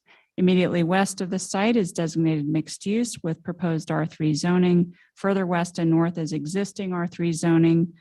R1C zoning and single-family homes surround the east and south side on the bench, and the Vista Point site is thoughtfully designed with single-family residential on these sides to transition to the adjacent R1C zoning. Vista Point has been carefully designed to take into account feedback from planning staff and the neighbors. Uses are arranged to transition height and density to existing uses. Streets are laid out in a grid pattern to create a compact walkable development with pedestrian-friendly streetscapes, including internal boulevards with island landscaping, bike lanes, all to provide a network of low-stress biking and walking. It was important to city staff that we connect public streets to the 3 existing stub streets to the east. To accommodate that without burdening that neighborhood, the site streets are thoughtfully designed to funnel traffic up and away from that neighborhood to Victory. Amenities include the pavilion space, dog park, playground, clubhouse, pool, a terraced community garden, and the commercial and co-working space. The site includes over 10 acres of open space, including over 6 acres of publicly accessible green space. The apartments include internal courtyards with green space for the residents. The highlight of the public areas is a mixed-use path along the New York Canal connecting to the neighboring development to the west, plus a new north-south pathway along the western border to connect to Victory. The site contains over a mile of off-street paths for pedestrians and bikers. The Vista Point community includes a variety of housing types, as called for in your comprehensive plan. The apartments shown here in pink include studio 1-bedroom and 2-bedroom units and are centrally arranged along the western border adjacent to the proposed Seasons on the Bench project. Townhomes shown in purple shades buffer the apartments in a variety of 2- and 3-bedroom styles. Single-family detached homes in a variety of 2-, 3-, and 4-bedroom styles shown in the blue shades are arranged around the eastern and southern edges of the site adjacent to the existing single-family homes. With the PUD, as Delaney noted, we're requesting reductions in setbacks and the minimum lot size, which staff has supported. And consistent with the planning staff's direction and neighbor feedback that we received, we are requesting the ability to provide 2,000 square feet of leasable ground floor commercial space and up to 6,000 square feet of additional non-residential flex space that may include additional commercial uses, office, co-working space, a leasing office, and residential amenity space. City code allows up to 20% of the total area of the PUD to be devoted to these uses in an R3 zone. With the PUD, we're also asking for the height exception for the apartment buildings to be 4 and 5 stories. The 4-story buildings will be 49 feet to the roof line, and the 5-story buildings will be 63.5 feet to the roof line, plus appurtenances. The overall density of the development is just over 20 units per acre, well under the 43.5 units per acre allowed in an R3 zone. The height exception allows this density to be vertically concentrated in the apartments, enabling the mix of housing types and horizontal transition within the site. The height exception is also needed to accommodate the podium parking, to minimize surface parking, and for the ground floor commercial space that planning staff and the neighbors requested to be added into this development.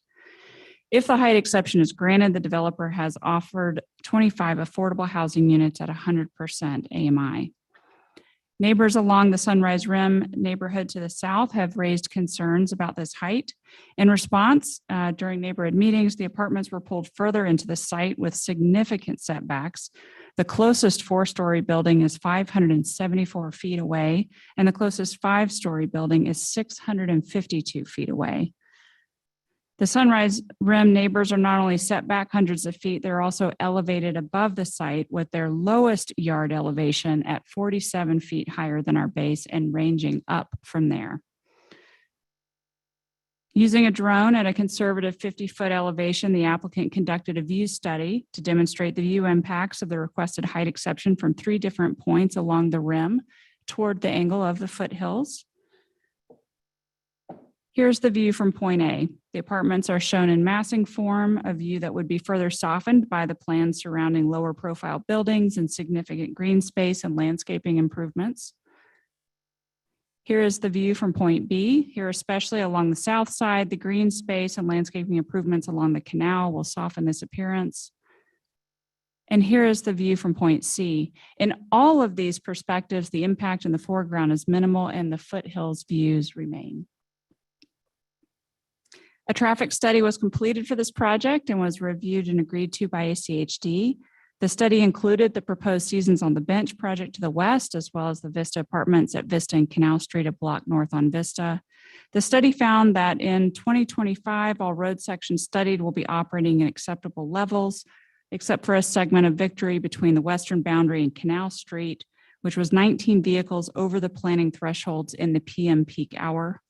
The development team is aware of comments from the community and the city about pedestrian safety concerns and reached out proactively to ACHD to request approval of raised crosswalks on Victory, as did city staff and the neighborhood.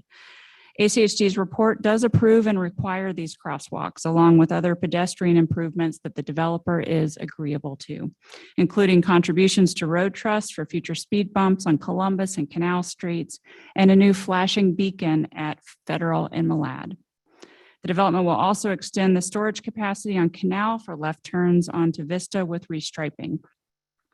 In addition to the mitigation being required of the applicant, ACHD in their report describes improvements they have planned for the area, including bicycle signage and wayfinder improvements along Canal Street and Columbus Street, pedestrian improvements on Victory over the railroad tracks to the east with the design in 2026, and filling sidewalk gaps between Helen Street and Columbus Street on Victory. Additionally, point out that with the development next door, this entire stretch of Victory Road will be widened with new bicycle facilities and sidewalks. As Tim mentioned, we will continue to work with the city and ACHD on the street widths and streetscape improvements along Victory and internal to the site. And then I just want to flip through a few renderings that show how this community will live and feel with activated streetscapes, urban building design, a variety of housing types, and a mix of uses. We thank you for your consideration and ask that you approve the PUD and recommend approval on the rezone and preliminary plat to allow the development of Vista Point. Thank you, Ms. Nelson. Do we have a representative from the Vista Neighborhood Association? Is Ms. Bentley with us?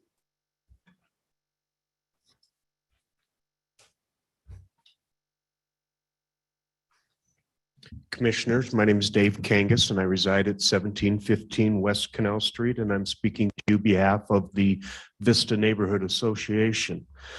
The Vista Neighborhood Association does oppose a project as currently designed for a couple specific reasons.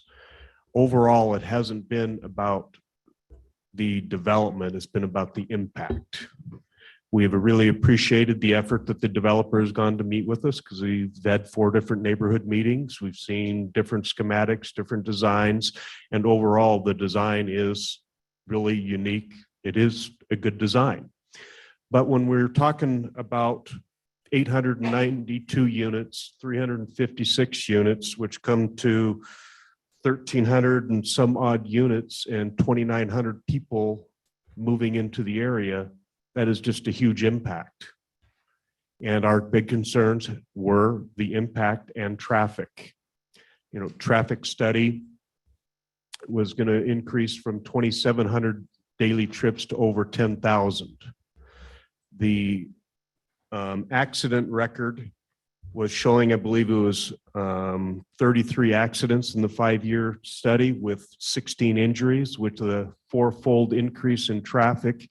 It's reasonable to expect that you'll see a 4-fold increase in accidents and injuries. So that goes up to 132 accidents and 64 injuries in the coming years beyond when this is finished. Now, all these accidents were vehicle on vehicle. And both of these projects really stress the pedestrian bicycle path. And that is our big concern because obviously a vehicle on bicycle, vehicle on pedestrian is a far different outcome than what we have now. So the impact to the people is, to the neighborhood and residents, is that we are adding 2,900 people into an established neighborhood. Many of our residents have, well, they living in the houses they grew up in. That means shopping. Yes, there's grocery stores, all the infrastructure around, but that is a huge impact. People, congestion, lines, traffic. When you add in the accidents, now we have busy, noise, and safety issues. It's no longer a safe, quiet neighborhood. It's a busy neighborhood that just doesn't have the safety that we've had. The traffic was a huge issue and still is a huge issue. ACHD report that came out last week did address a lot of our concerns. Considering that this has been a year-long process, I guess, and the traffic study's been out since the end of April, is still very frustrating to see that ACHD did not agree with any of the street designs that were suggested. That is kind of beyond my pay grade, especially when you get into the interior streets. But I will say this, is that the idea that ACHD is supporting no parking on Victory with a 5-foot bicycle lane in the traffic lane when they are proposing parking on Victory with a planter strip, with a 10-foot multimodal lane, with a planter strip, and then a sidewalk. It's kind of hands down on which one makes more sense for this area. And I'm not sure how you are going to address that. With the Seasons project, the city council last week, they got a deferment in order to meet with ACHD on a work study and do a comprehensive, holistic look at the whole area and both projects, which was probably should have been done from the beginning. So I am not sure if the city is going to require further mitigation or not. That's still something that's working through. The biggest issue with the neighborhood right now is the height. 68 feet height exception is way beyond the 45 foot that is currently allowed, and even the 50 foot that's allowed being proposed in the new zoning code. This is not a industrial area, arterial, or commercial area where you can expect neighboring projects to match that height. This is a single family residential neighborhood of primarily single level homes to the east, west, or excuse me, north, south, and east. To the west, you have the Seasons, which are the 3-story apartments. The motel Comfort Suites and the ICCU building over on Vista are the tallest buildings in the area right now, and the Comfort Suites is 31 feet. ICCU is probably 36 feet from my measurements. So when you think 68 feet sticking up in the middle of this area, is this going to be a stick in the eye and a sore thumb for most of the residents around there? It's just up and beyond what is really called for. It's up and beyond the transition from the 3-story townhomes. And it does start to get up and impede into the views of the Sunrise Rim property owners. Now, I realize that, the need for housing, but in the comp plan, when we have developments like this, we're not supposed to be doing harm. We're supposed to be protecting stable neighborhoods. This is not an issue of asking you to create a law that protects avigation or easements or something like that because they have views that are currently unobstructed views of the Boise front. And if you think about that, that is very special here in Boise. There just aren't that many of them. If you go out towards Amity, you'll have Oregon Trail Heights that gets to look through high tension power lines and a substation. If you go out past Crescent Rim to the west, you're looking out over the industrial area of Garden City. You've got Mesa Vista subdivision that's just above Boise Avenue, and you have the Crescent Rim above Ann Morrison. If this was any other location, you would have a high-priced development attorney speaking before you now with the threats of litigation and appeals. Unfortunately, the neighborhood just has me. We did get 36, or I believe 26 signatures from residents up on Sunrise Rim that just don't like the height. The height is the issue. 68 feet is too high, especially when you look at all the surrounding homes around you. This is a predominantly single level, single family home neighborhood. There are very few 2-story homes. Most of them would be a split entry if there are those, and those are rare as well. When I look from the canal and you look out across to the north, all you see is treetops. The only building that would stick up would be St. Al's if you could see it on a clear day. Other than that, you have a clear, unobstructed, spectacular, rare view of the Boise front.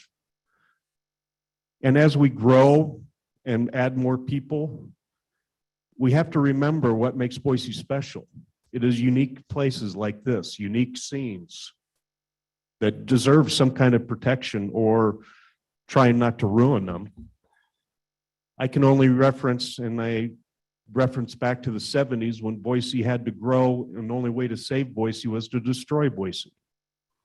The only way to save Boise now is not to destroy neighborhoods and things that make it special. It's to remember what is special and unique about Boise, and that is our older character neighborhoods that just are different. It's not Meridian. We have a wide variety of housing from You know, the 40s onward, you go to Meridian, most of them have been built in the last 30 years. It's boring. Boise has character, and there's things that deserve protection. And that is the stance of the Vista neighborhood, is that we really do not approve this because of the variances in the height exception. Within the development, they're also asking for front, rear, side setbacks in order to also increase density and get their bicycle parking count to make room. Thank you, Mr. Kangas. That's So, the end of your time. That is the stance of the Vista neighborhood. Thank you. Okay, with that, we'll go to questions from the commission. I'm not going to go first. Madam Chair. Yes, Commissioner Finfrock. This is for Delaney, this question. I wanted to talk about the height variance. So this project doesn't meet the criteria for the housing bonus ordinance. Is that right? Even, I mean, if we do grant the height exception, would it then meet that bonus, or is it just a consideration in this project? Madam Chair, Commissioner Finfrock, unfortunately, this project did not qualify for the HBO. There's several criteria, one being zoning and location. So the offer for the 25 units deed restricted is simply an offer from the applicant, not tied to any HBO. Madam Chair. Yes, Commissioner Follow-up Finfrock. question Yes, to that. please. Okay, so I'm for the height variance, and what is the hardship? I'm a little confused at the reason given. It's that, you know, I think the standard is, I have it written down somewhere. There's a standard, and I'm not sure that this meets it. I know that you're talking about maybe like the ability to do like a parking a certain way and whatnot, but is that, I mean, it seems like there has to be an exceptional circumstance or hardship, and I'm not sure what that is in this project. Madam Chair, Commissioner Finfrock, in this case for a height exception, it is a CUP request. So we are not typically looking at those variance standards, which are referencing the exceptional circumstance and hardship are not the findings that we'd be looking at. So for the CUP, the findings are compatibility, undue burden, those type of effects. So in this case, the variance findings are not subject to the height exception. Okay, thank you. That makes a lot of sense now. Thank you. Madam Chairman. Commissioner Gillespie. So I'm just stalling for time while Chris reloads. So he's getting ready. I just want to brief everybody. So Delaney, with respect to the height issue, the applicant presented data on the change in grade from the houses that are impacted and presented those simulated views, you know, the computer renderings. Is the city basically in agreement with the applicant with respect to the argument about the impact of those tall buildings? Madam Chair, Commissioner Gillespie, that is correct. We are in agreement. We support the request for the height exception, to achieve the vertical mixed use, the density that we're looking for, as well as the offer for the deed restriction of units. By going to that height, they are able to provide 25 units at that deed restriction. Madam Chairman. Commissioner Gillespie. So I just want to make sure I understand another data point. I don't think this was discussed. So these tall buildings are right in the center of the proposed development.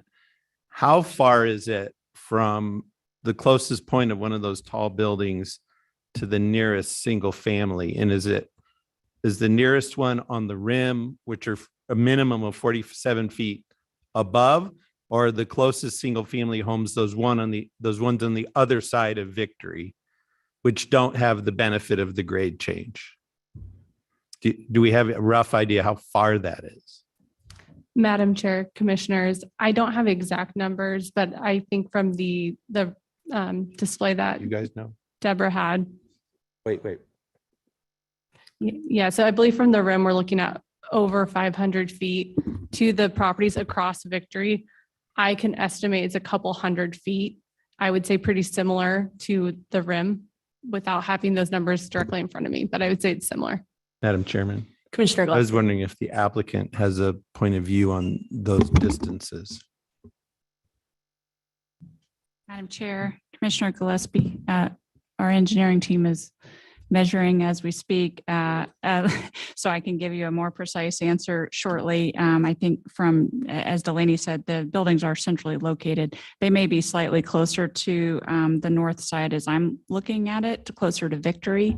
The complaints have come from the southern side, I think, because of views where you wouldn't have that coming from the ground level. You'd have other buildings and the intervening landscaping even in your view as much as the buildings that stack up behind. So, but we'll try to get that number to you. Thank you. Madam Chair, Yes, Commissioner Mooney. I got a question about the TISs. We have two TISs that we're looking at. If we're looking at this holistic transportation challenge, is that correct? So the TIS that we discussed at the Seasons development to the west in October, that TIS was very clear that 60% of the traffic from this particular area is going to go out to Vista, 40% is going to go over to Federal. But when you read the TIS for this development, it basically says no traffic is going to go wandering eastbound. Is that true? I mean, is that what that TIS assumes? Madam Chair, Commissioner Mooney, I would have to revisit that specific section. With the ACHD comment letter, they do have planned off-site mitigation that is towards the east. So I would note the Malad and Federal crossing beacon, as well as improvements on Victory. So I think ACHD would acknowledge that there would be some traffic pattern heading east. I don't know if the TIS fully represented that. Yeah, that's my confusion. And in fact, I copied that out of Kimley Horn's TIS for Vista, which is what we're talking about now. And what it says is on the TIS, one of the assumptions is not expected due to the route that would be required by vehicles. And it would not advantage a vehicle by arriving at a signal light intersection to join the street network. So based on my confusion about, were we looking at both of these developments together back in October, I asked the question about offsite improvements at Malad. And the answer I got was it doesn't trigger the 10%.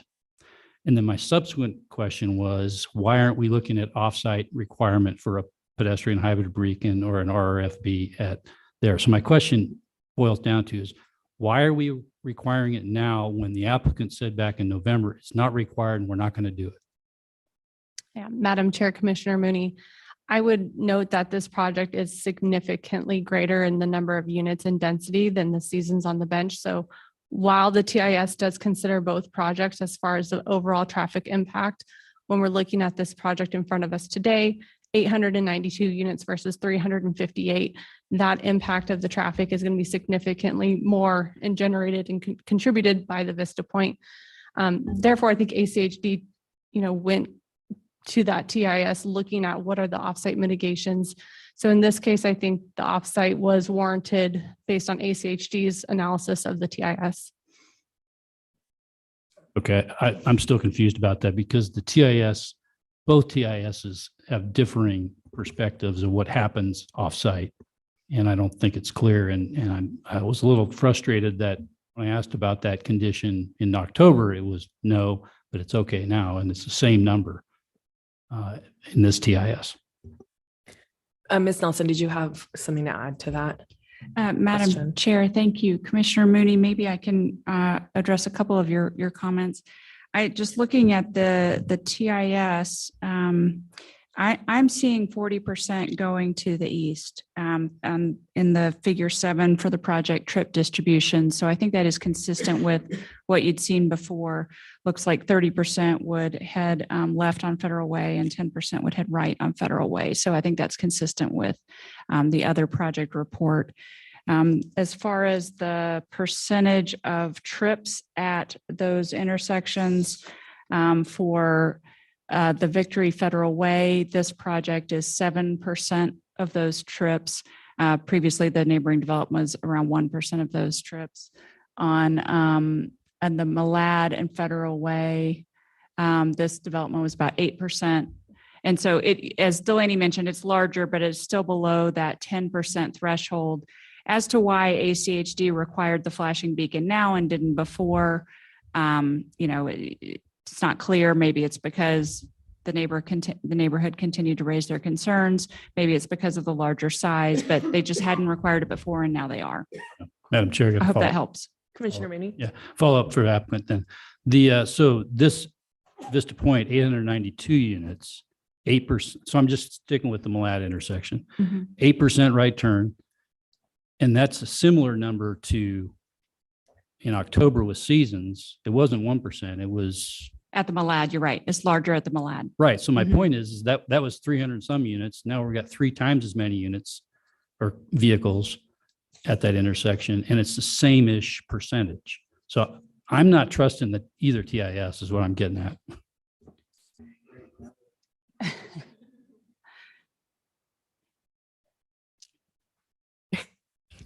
Do we have any other questions? Madam Chair. Commissioner Finfrock. I have a question for the applicant, and you actually answered this question, but I didn't catch it. So the railroad crossing, there's some like neighborhood concerns that it lacks sidewalks on both sides and does not have a crossing arm. But you mentioned ACHD improvements in 2026, I believe. Do you know if that includes crossings or sidewalk or anything along that line? Did I hear you wrong or? Madam Chair, Commissioner Finfrock, that's correct. I don't think I gave you that detail, but yes, they've got that in their 5-year work plan to begin the design. And the design does discuss pedestrian improvements on both sides, according to ACHD's summary of that. Thank you. Commissioner Mooney. Thank you, Madam Chair. I got a question for staff. The road trust deposit of $14,640 for Canal and Columbus traffic calming. How's that number arrived at? Madam Chair, Commissioner Mooney, that would be an ACHD calculation based on probably the improvements they were thinking for the traffic calming. I believe it would be some kind of speed hump or some kind of measure to slow traffic on those roads. Madam Chair. Commissioner Mooney. So it's not unreasonable for the city to inquire about that number and add to it if there's offsite improvements needed. Is that fair? Madam Chair, Commissioner Mooney, that is the discretion of the commission. Thank you. And did we get an answer to Commissioner Gillespie's measurement question? Madam Chair, thank you. Yes, we did. 450 feet to the closest single-family residence from the apartments to the north. Thank you. Thank you. Madam Chair, Commissioner Danley. I've got a few questions and anybody wants to pop in between, great. First question is for staff. It's sort of a point of order question. My understanding is I think we have 2 kind of outstanding issues specific to Victory. And it has to do with the potential of on-street parking, and it has to do with the potential of the full-on streetscape to begin with and the design of the pathway and so forth. So as a term of condition of approval, if that were to be entertained, I just want to make sure I understand. I believe that that's going to be associated with the development agreement, which is a part of the rezone. And that's in the terms of the administrative action, that's where that would be housed, correct?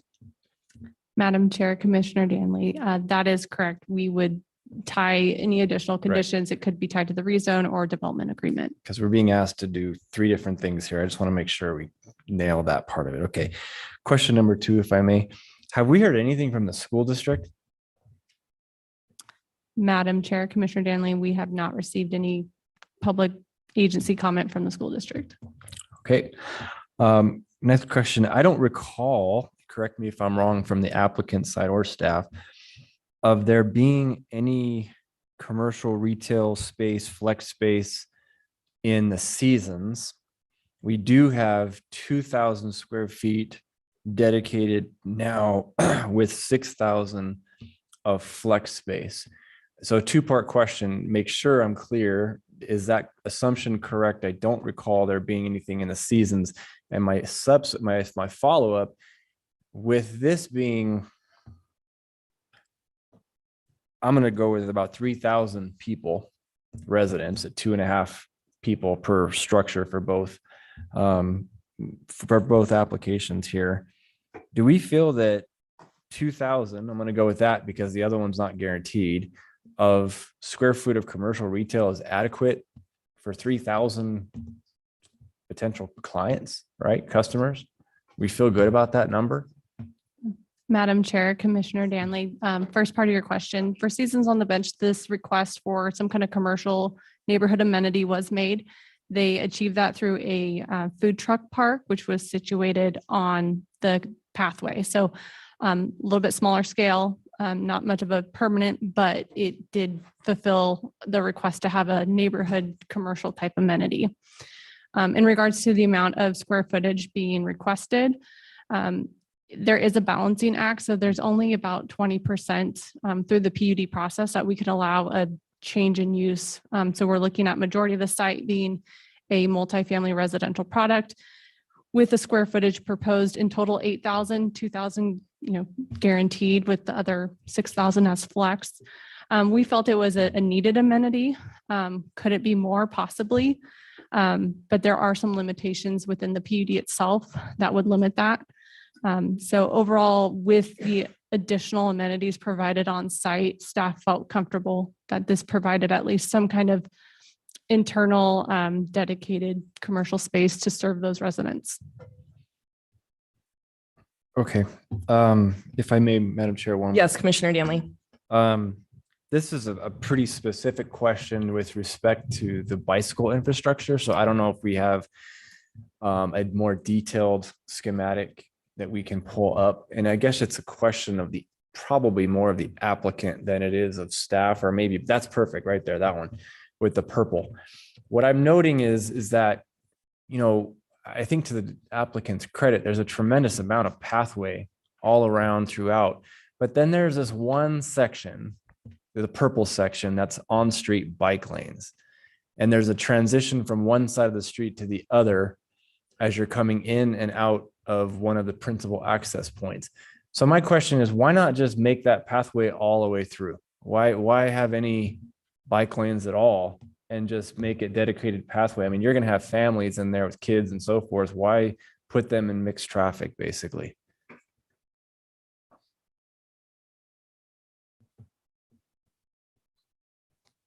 Madam Chair, Commissioner Danley, I'm happy to stab at an answer, but I'm not sure I'm following which location you're pointing The to. purple lines right in the heart of those are dedicated bike lanes. Right.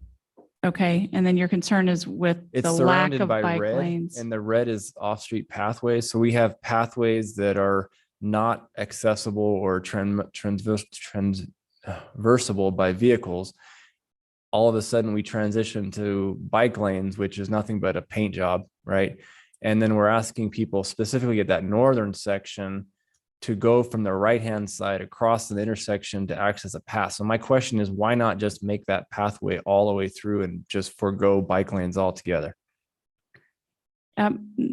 Commissioner Danley, I'll try this, and if the development team has more to offer, they can jump in on the specific design thinking that they had there. Sure. But my understanding is that the intent of this particular area was to really just enhance the appearance and function of that immediate area around this boulevard, that it was a concentrated, centralized focal point for the surrounding uses. It creates this pathway that's a visual pathway down to the clubhouse and the pool and the terraced gardens. And so it is a design aesthetic for that area. As far as your question about, well, does it create a functional problem because you've got to get back over to the single lane? I don't know. My understanding is that was very intentional in the way they did that, though. So I don't know if is DPZ online, if they have a different. Okay. I don't know if anybody else has anything to add to that, but. And I can try to collect a better answer from our design team to supplement, but. I mean, what I'm hearing, to be just honest, is what I think I hear you say is that the bike lane is more almost ornamental to the overall layout of the land use because of just this, it almost is like a plaza type of a feel, and that the bike lane is not really, it's functional, but it's more of an enhancement. That's kind of what I'm hearing. And if I'm wrong, by all means, correct me. Well, Commissioner Danley, like I said, I'll try to get more information Okay. from the design team, but certainly the bike lanes are intended to be functional. They go north, south, and east, west throughout this development in order to carry bike traffic. There's a lot of intention Yeah. about bike lanes. And so whether, I believe there's also some intention in this area to create an aesthetic feel for it, a streetscape feel that is where they're even more protected in the bike lanes in this particular area, not to take away from the functionality and other connection points, but to be additive. Madam Chair. Commissioner Muni. So going with that, so the internal path network is great, but we're trying to get bikes out, if that's what we're discussing here. So my question for the staff is on the recommended conditions of approval is number 4, I think needs to get fixed. But I'm asking the question, provide a minimum 12-foot wide multi-use path along the southern boundary, that's along the canal, and a minimum 10-foot wide along the western boundary. I think that's a leftover from Seasons. Is that correct? So we need to fix that condition number 4? Or is there really a multi-use path 10-foot on the west boundary of Vista? Madam Chair, Commissioner Mooney, that multi-use pathway is the 12-foot pathway is along the south. That is correct. As it traverses along the western boundary, which is shown in red on the left site plan here, it can go down to 10. It can remain at 12. But that pathway, multi-use pathway, carries along the south, up the west, and across the entire Victory frontage. So. Okay, thank you.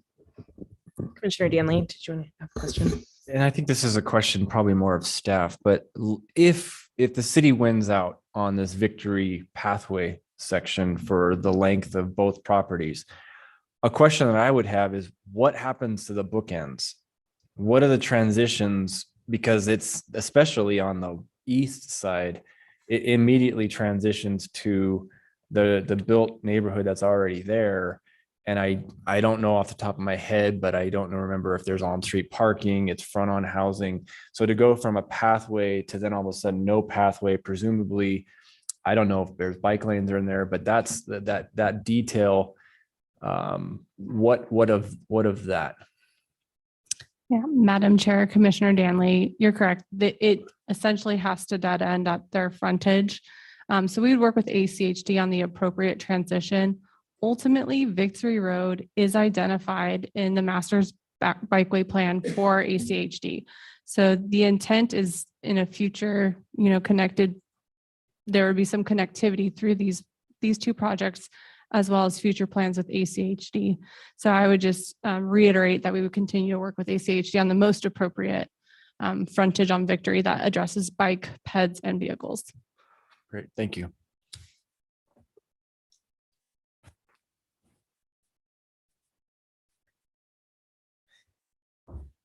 Okay. If there are no more questions from the commission, then we will move to public testimony. If those online who would like to testify could please virtually raise your hand, but we're first going to start with our friends here in the room. I do have 2 people on the sign up list. Dave Congress, did you want to testify as an individual, Dave, or was that for the neighborhood association? Perfect. Thank you, Mr. Kangas. And then the next one I have is Tammy Zokin. And then after that, we'll just take anybody up to the podium after Ms. Zokin. Please start with your name and address. You'll have 3 minutes. Thank you, commissioners. My name is Tammy Zokin, 2016 West Sunrise Rem Road. My testimony supplements my written comments submitted on November 28th, 2022. Referring to the ACHD report in your package, ACHD Planning Supervisor Mindy Wallace cautioned that her ACHD report is a draft and there will be edits. This means we do not know if ACHD will add or remove safety measures or what else they may or may not do. How can staff issue a report and the commission issue a decision when ACHD's review is not complete and their conclusions are not known? Referring to the extremely dangerous railroad crossing that every individual accessing Federal Way from West Victory must cross, page 7 of ACHD's draft report says the design of potential improvements to the railroad crossing is scheduled in 2026. However, related right-of-way and construction would be some unknown and unplanned time after that. So maybe someday after 2026. Importantly, just to remain on that possibility, the City of Boise and the Neighborhood Association must take action. Regarding the mitigation measures on Victory Road, I am grateful that the applicant recognizes the need for pedestrian and bicycle mitigation on West Victory and that they included bulb outs on West Victory in their design. Page 12 of ACHD's draft report says bulb outs should not be constructed, citing concerns about bike lanes. An unprotected bike lane without other safety mitigation is a car passing lane. If ACHD is going to recommend against developers' safety mitigation measure in the name of bicycle safety, it should offer a substitute like raised medians. Why are bulb outs, raised medians, and other pedestrian bicycle safety measures installed and even being improved upon in other areas of the city and not this one? What led to the bulb outs, raised medians, speed bumps, and stop sign intersections on Crescent Rim? Why is it that the Highlands Cove development, consisting of 57 single-family homes on 54 acres, triggered concerns about pre-development safety issues, triggered a neighborhood traffic pedestrian safety plan, led to the installation of off-site traffic mitigation measures? This development will add more than 5,000 trips per day to West Victory Road. Why aren't pedestrian studies and mitigation measures deemed necessary for a project like that, part of this bigger one? Right now, Boise, ACHD are collaborating on multiple projects, increasing pedestrian and cyclist safety in other areas of the community. When ACHD and the city of Boise think safety and accessibility is important, they collaborate and they find a way to build it. Why is it important in other Boise communities and being disregarded in this community? Please do not approve this subdivision without addressing safety on West Victory Road. Thank you. Thank you, Ms. Sokin. Is there anybody else that would like to speak on this project in the house here? Okay, please come. We just need you to come right on up to the podium.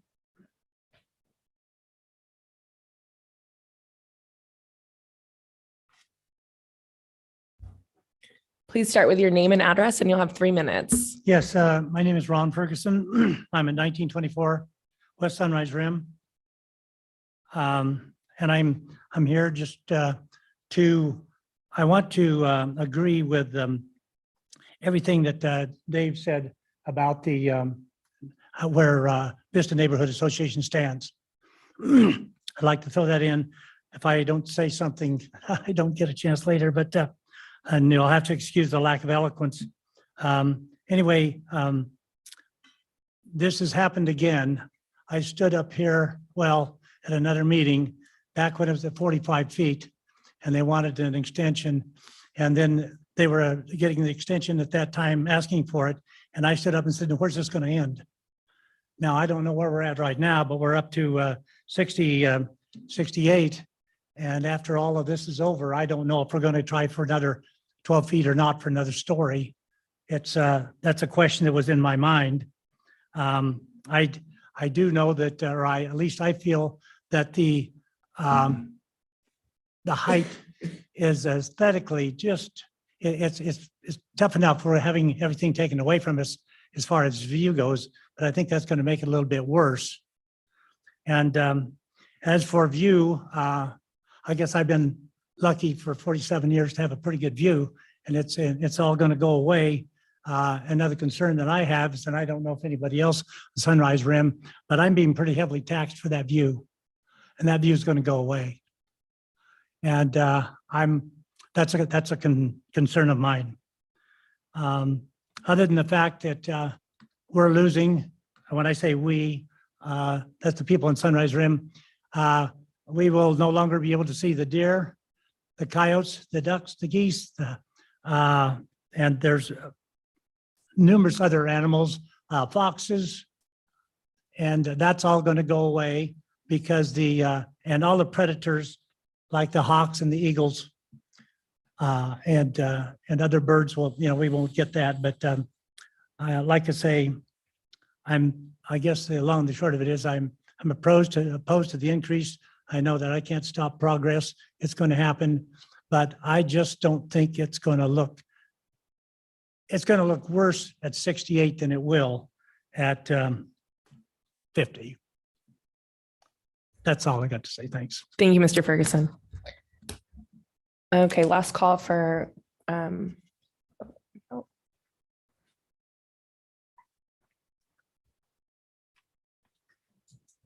Hello, thank you so much for taking the time. My name is Emily Fritchman Mahaney, and I live at 3329 South Annette Avenue. That's Boise 83705. So I will echo what Mr. Kangas said, that we greatly appreciate in particular the time and energy that the developers have taken to meet with the neighbors. That's been really extraordinary. That being said, I also have a couple of concerns, just recapping some of what you've already heard. I think it's important that you note that I'm a lifelong Boise resident, having grown up a few blocks away from Boise State. My husband and I were excited to purchase a home in the Vista neighborhood that backed up to this beautiful farmland that we're talking about. And we always knew that it would eventually be developed and that we would lose the view of the sunset out the back door, of course. But single family homes, commercial space, 3-story townhomes, even apartment buildings, awesome. Love it. We were excited to see this working class neighborhood grow and other people enjoy it as we have.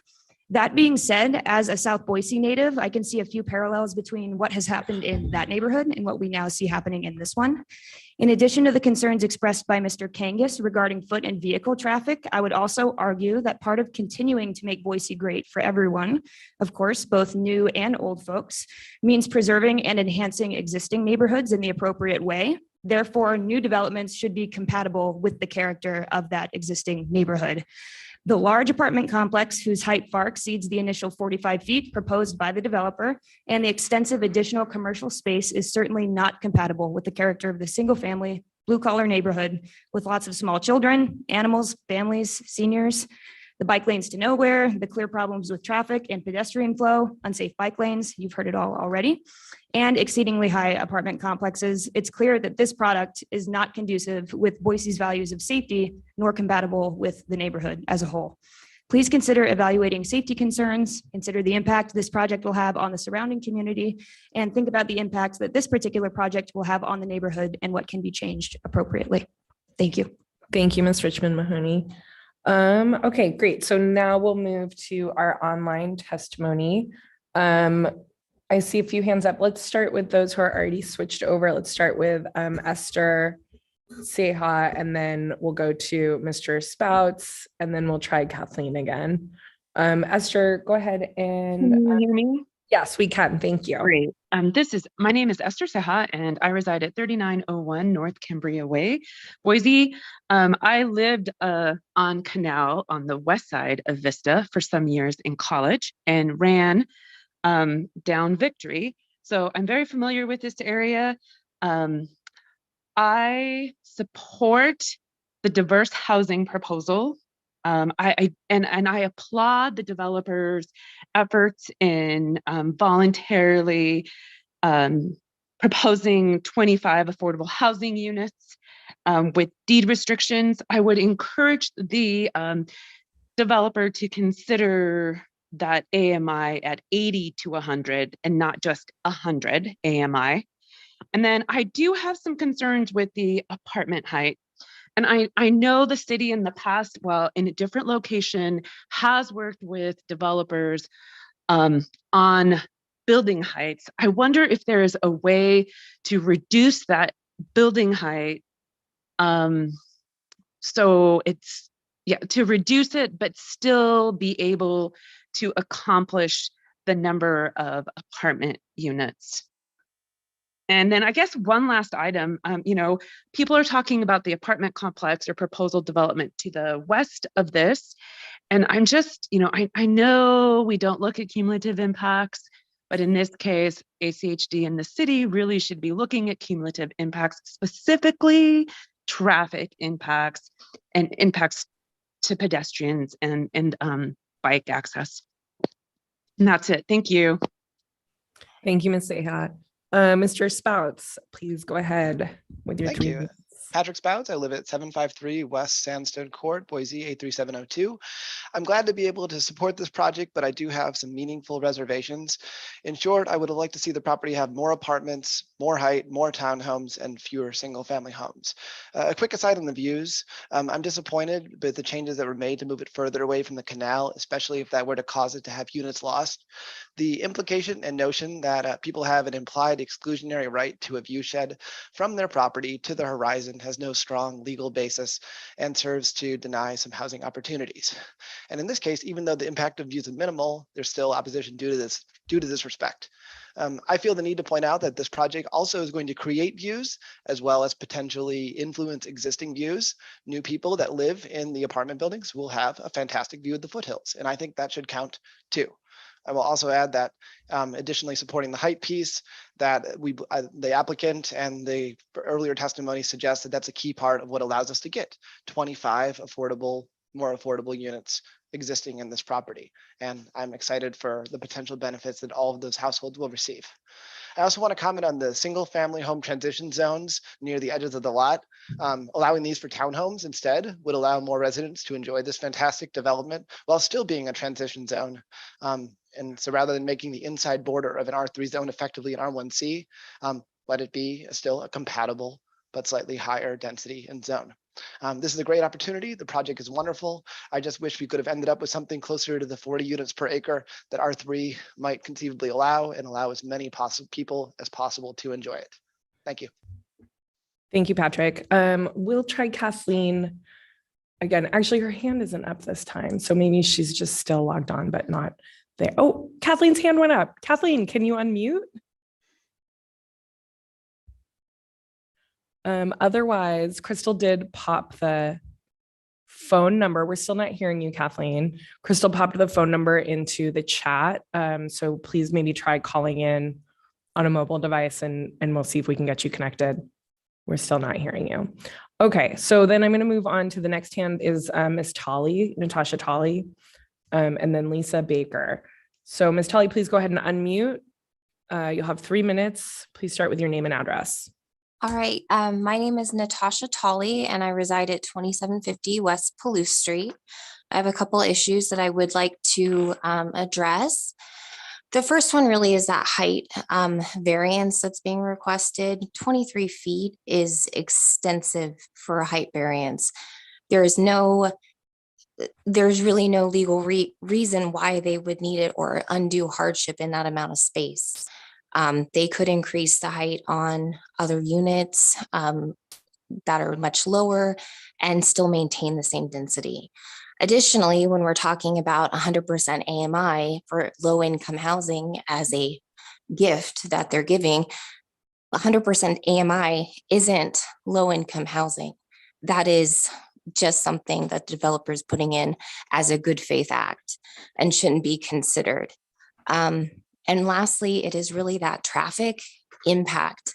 Being in this neighborhood, driving down that road from Victory to Federal Way, which many people do, going over that railroad crossing where there are no pedestrian sidewalks. I've ridden my bike, I commute that area. We talk about this is a great area to be in. Absolutely, because there's many community centers. But guess what? The community center that we judge by the Fred Meyers and the Federal Way shopping area, there isn't a safe bike path to get there.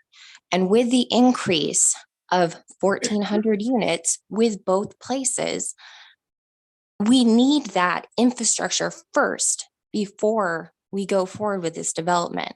It's important to look at everything holistically to create a safe neighborhood and a neighborhood that everyone wants to continue to live in because there's safe spaces to walk and exercise and do self-motivated transportation. So that's all I have to say. Thank you. Thank you, Ms. Tolley. We're actually going to take a quick 5-minute break and then we will return to the public testimony. So we'll be back at 8:40. Okay, we're going to go ahead and get started again. Let's start with Tanya Usby. I'm sorry if I mispronounced that. You'll have to correct me. And then we'll go to Alan. So Tanya, please go ahead and start with your name and address. You'll have 3 minutes. Can you hear me okay? Yes. Thank you. Tanya Usepi. I live at 2110 Sunrise Rim Road, Boise, Idaho. My testimony is in opposition of the proposal that Layton Construction and Welltower have proposed. I do appreciate the points that Dave Kangas and others have brought forward.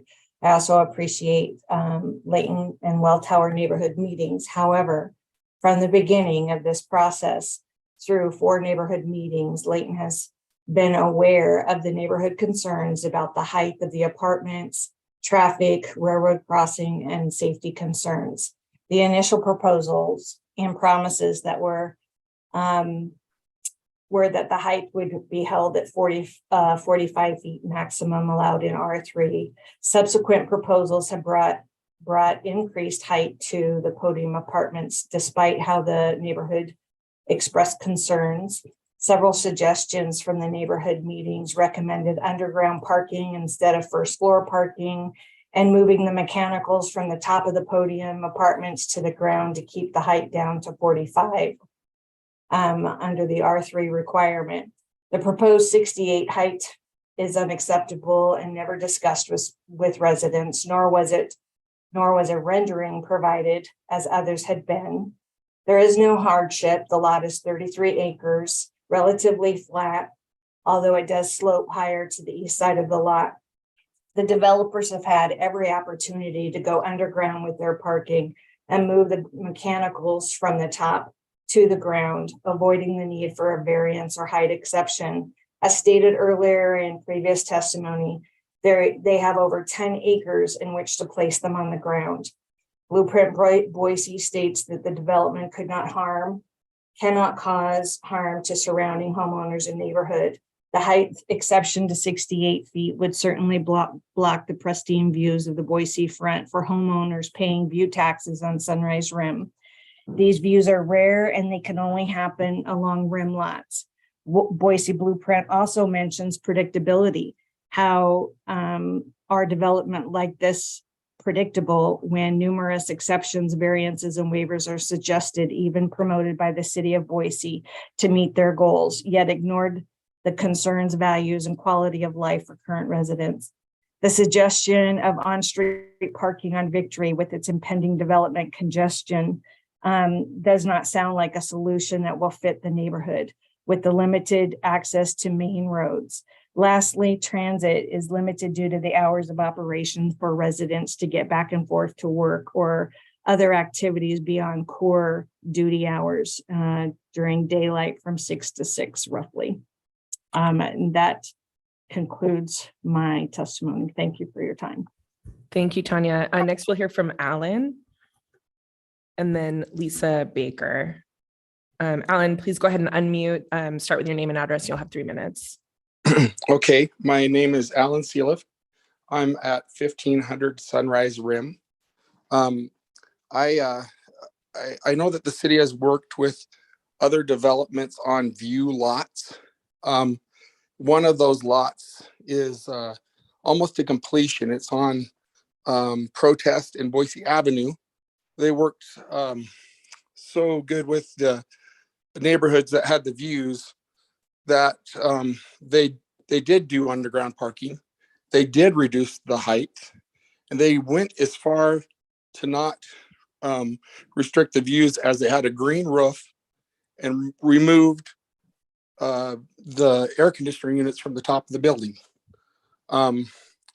This height could be solved very easy if Layton Construction would build underground. They have a farm field to work with. It's been plowed for years and it's flat. There's no reason for a variance. The other thing that concerns me is not only do we have the 2 proposals down below, we have a hotel up above and another hotel across the street apartment building that's going to increase the traffic in the Vista neighborhood immensely. And I wish the city and ACHD would look at all of those comprehensively because it's going to have a serious impact, so much that our now resigned or released police chief talked to us, and he said that in Portland, they were having problems specifically with having masses of people in one area without having a tie to the area, which is exactly what an apartment building like this does. So I think there needs to be a little bit maybe more commercial area where they say, hey, this is my neighborhood. I don't have to go down to Albertsons. I can go in here and I don't have to get in my car and go places. So I really hope that you guys don't set a precedence with the height, because Boise is known as the city of trees, and those will be gone and will be just buildings, just like any other city. So I hope you guys reconsider and don't let them have that height variance. Thank you. Thank you, Mr. Seeliff. Next, we'll hear from Lisa Baker. Ms. Baker, please go ahead and unmute. Start with your name and address, and you'll have 3 minutes. Yes, my name is Lisa Baker, and I live at 3152 South Virginia Avenue. I don't have any issue with the increased density this development will bring, but I do have an issue with the number of proposed parking spots that are planned for the facility. As I understand it, these rental units are going to be offered at market rate. And as we know in Boise, it takes at least 2 wage earners to afford housing at market rate. So if we only have 1 parking space, give or take, per unit, we're going to have 2 wage earners who have to have a car to have a job in Boise. So those extra cars are going to spill out into our neighborhood. We're already experiencing this on my end of Victory, where when we try and exit on Virginia Avenue onto Victory, there are so many cars parked on Victory, we can't see oncoming traffic. So it's very unsafe to exit our subdivision. So I would like to have some consideration given to the safety issues of, it's fine if we have increased density, but these people are going to need to have some place to park. And hopefully that's not on street, because that does not create a livable condition for our neighborhood. And I appreciate you taking the time to hear from me. Thank you, Ms. Baker.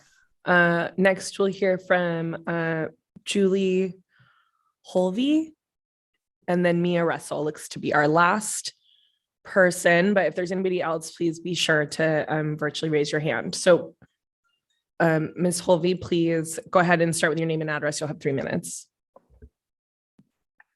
My name is Julie Hovey. I live at 3707 Nesper Street, Boise. Commissioners, thank you for some of the questions I've heard you ask tonight about this development. I hear you expressing doubt about how tight the plan might be, about whether or not the street counts are right, and whether or not there's compatibility with the neighborhood. Can I share my screen? Is there any way I could do that for you? Yes, just give us a second to adjust our settings on this side. I join as a panelist. Yeah, Okay. we pause the time. Just hang tight.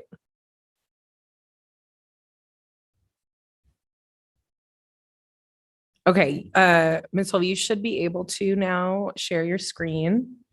Let's see, let's find that button. Yeah, it would be, if you're on a computer, it would be on the bottom menu bar, kind of right in the Okay. middle, and it might be green. All right. It's Can coming. you see this? We I can. have kind of 2 diagrams side by side. The one on the right is a clip of this proposed development.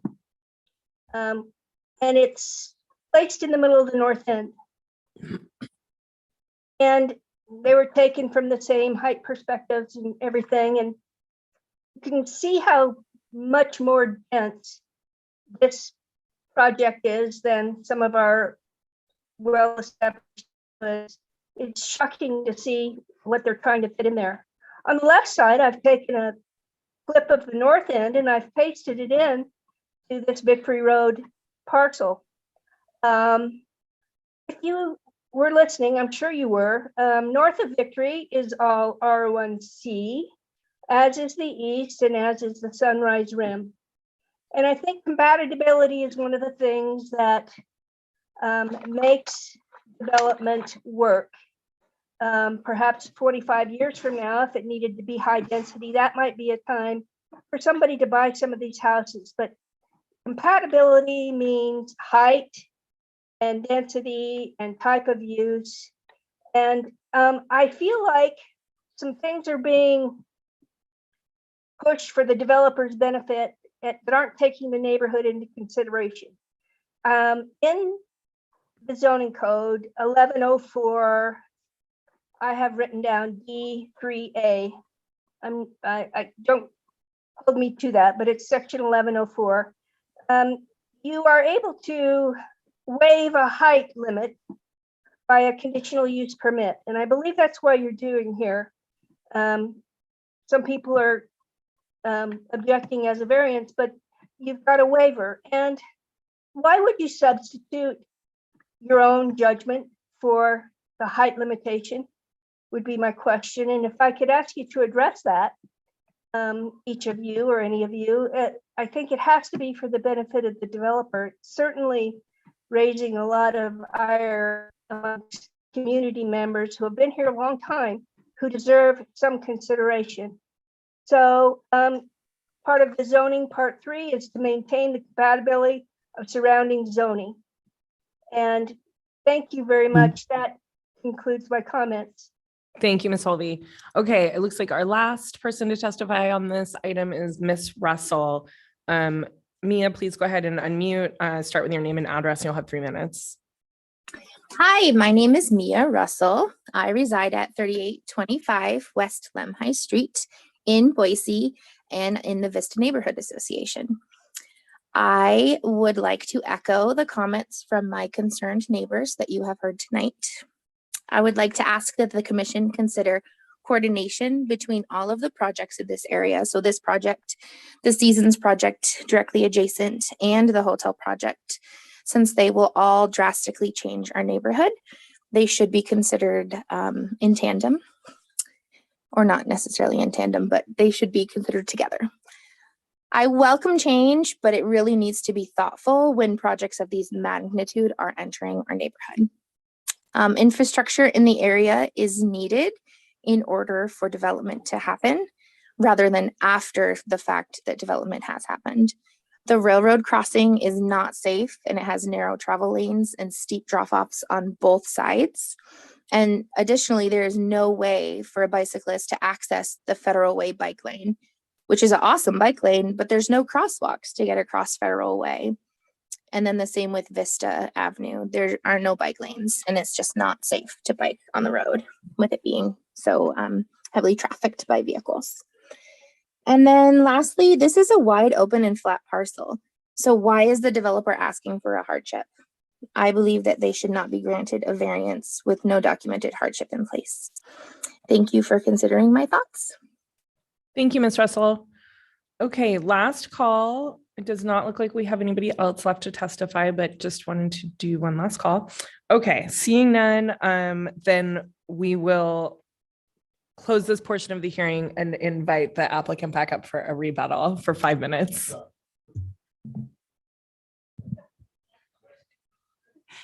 Thank you, Madam Chair, Commissioners. To start with a few of the items, we do have sufficient parking. The site has all the parking that's required by the Boise City Code between our under the podium parking, the tuck under garages, the garages that are provided with the single family residences, and on the streets.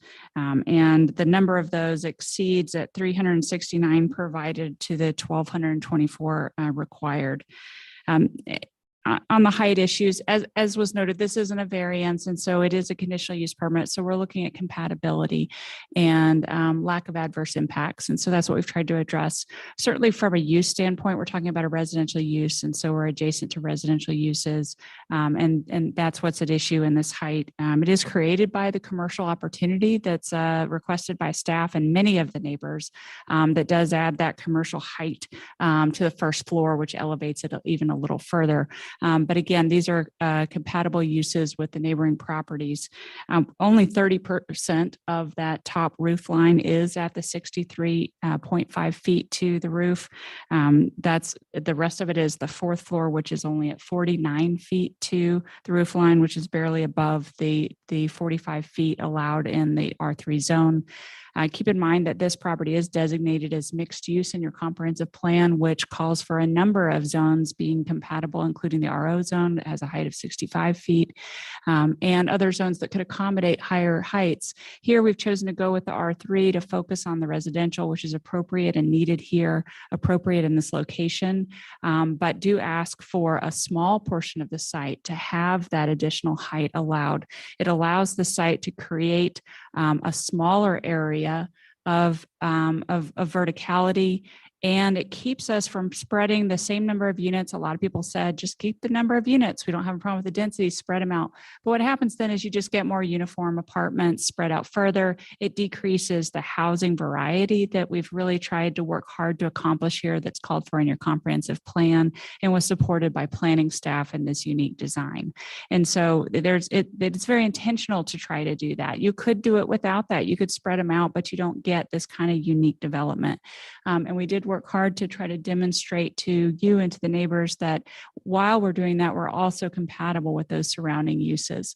We are hundreds of feet set back, 450 to the closest single family, as was noted, and closer to 600 feet for most of the homes on the rim that are the closest. And so we're talking about significant setbacks with the view perspectives that were done. We are not interrupting their views of the foothills. And of course, as was pointed out by one of the commenters, they have no right to a view. They have no legal right to that. And yet we are trying to be sensitive to that. And so we did show that they are preserving their views of the foothills there in that front range. And it was also, as was also pointed out by a commenter, the apartment units, hundreds of them will also gain a view, which is a nice bonus for the rental community here that will gain from this development. It is not financially feasible to go down, nor is it practical with the groundwater level. We'd have to couldn't go very far. I'd have to deal with waterproofing issues from the groundwater. And this is not, usually you just see underground podiums in your urban core where you have a very small acreage and you have to do that to accommodate parking, which we don't have to here. Quickly, Commissioner Danley, you asked about where do the bike lanes go? First of all, talking about external on Victory Road, I just want to point out, and I don't know if we have time to pull up any of my slides, but ACHD has a proposed bikeway that goes along Canal, and it connects pretty directly across rather than turning down towards Victory. Thank you. You can see this here, and it's actually kind of covered up by the red dotted line, but there underneath that is a purple line that's the proposed ACHD bikeway that goes across Canal, turns up Annette, and then comes across Malad, and it will go across where you've got that the flashing light beacon that will be added now. And so, yes, we funnel a small distance here, but now with the raised crossings, 3 of our access points, we will feed up into that bikeway. And so, yes, we hope Victory has established and connected bike lanes, and we will continue to work with ACHD and city staff on the design that's preferred here. But at the same time, we are contributing to the bikeways in the community. I won't have time to address your concerns about the bikeways internal, but I'll just quickly say that there was a lot of intentionality about separating the bike lanes around the islands where there's one-way traffic. And then they do have to feed back into a two-way bikeway where they are next to each other. And that was tried to do with the least amount of interference internally to keep it functional. Thank you, Ms. Nelson. Thank you. Okay, with that, we have closed the public portion of the hearing and the item is before the commission. Madam Chairman. Commissioner Gillespie. With your permission, maybe I'll try for just some framing comments before introducing a motion, because Yeah, great. So I'm now on packet page 272. I think the PUD criteria are the ones or just to kind of focus our conversation around, because I think those are the criteria that encompass the most challenging issues. So the first one is it compatible to other uses? I think the answer is yes, it is. With specific regard to the height request in the conditional use permit, I agree with the applicant that because of the spacing and where those tall buildings are located, I don't think it creates a material adverse impact for any of the neighbors. And I think it is compatible. And I think that there are some trade-offs there. I would understand if someone didn't agree with that because they just get hung up on the 45 number. I myself, we can discuss how this is different than loggers at some point if you want to, or Trappers Crossing, sorry. But suffice it to say, Trappers was right on top of Ann Morrison Park. So that was the issue there. Issue 2 is the harder one, the undue burden on transportation. I'm not smart enough to figure out what's the ACHD report does and doesn't do completely. I tend to defer to the ACHD as the traffic experts. If we want to put a bunch of conditions on this development relative to what ACHD and the city should do, I would support those. I wish the process was more complete. With respect to 3 and 4, the site is large enough. I think it is. And I don't think it will adversely impact other properties in the vicinity. I think it's designed very well not to do that. And the only adverse impact we really have before us is the traffic and the multimodal issues and how that works, as well as the height. So that's where I'm at.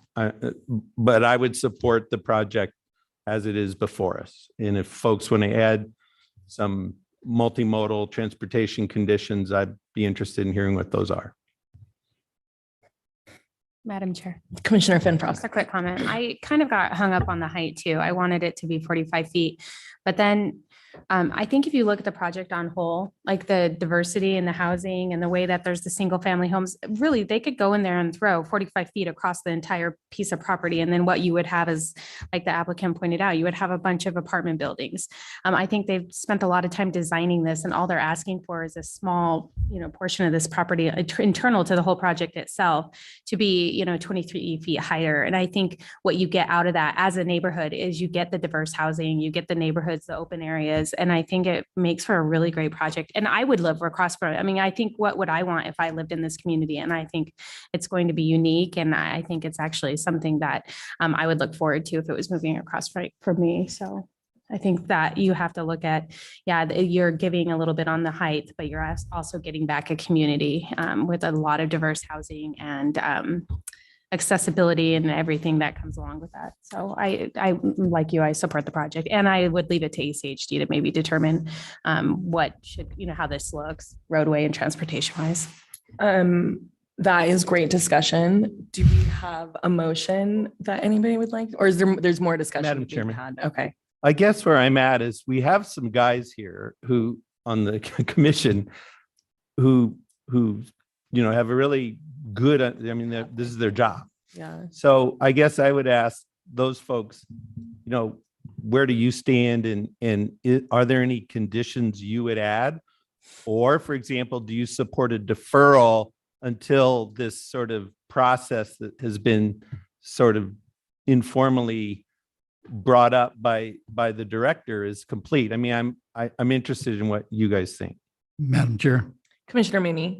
I hadn't thought about the deferral as an option, but as an appointed official, I agree with everything that was just said about the subjectivity of a height exception. I agree with the applicant that that's a reasonable exception. I agree with the parking. And I was agreeable to Seasons lacking a pedestrian hybrid beacon on Federal, and now it's there. So how could I be against this, right?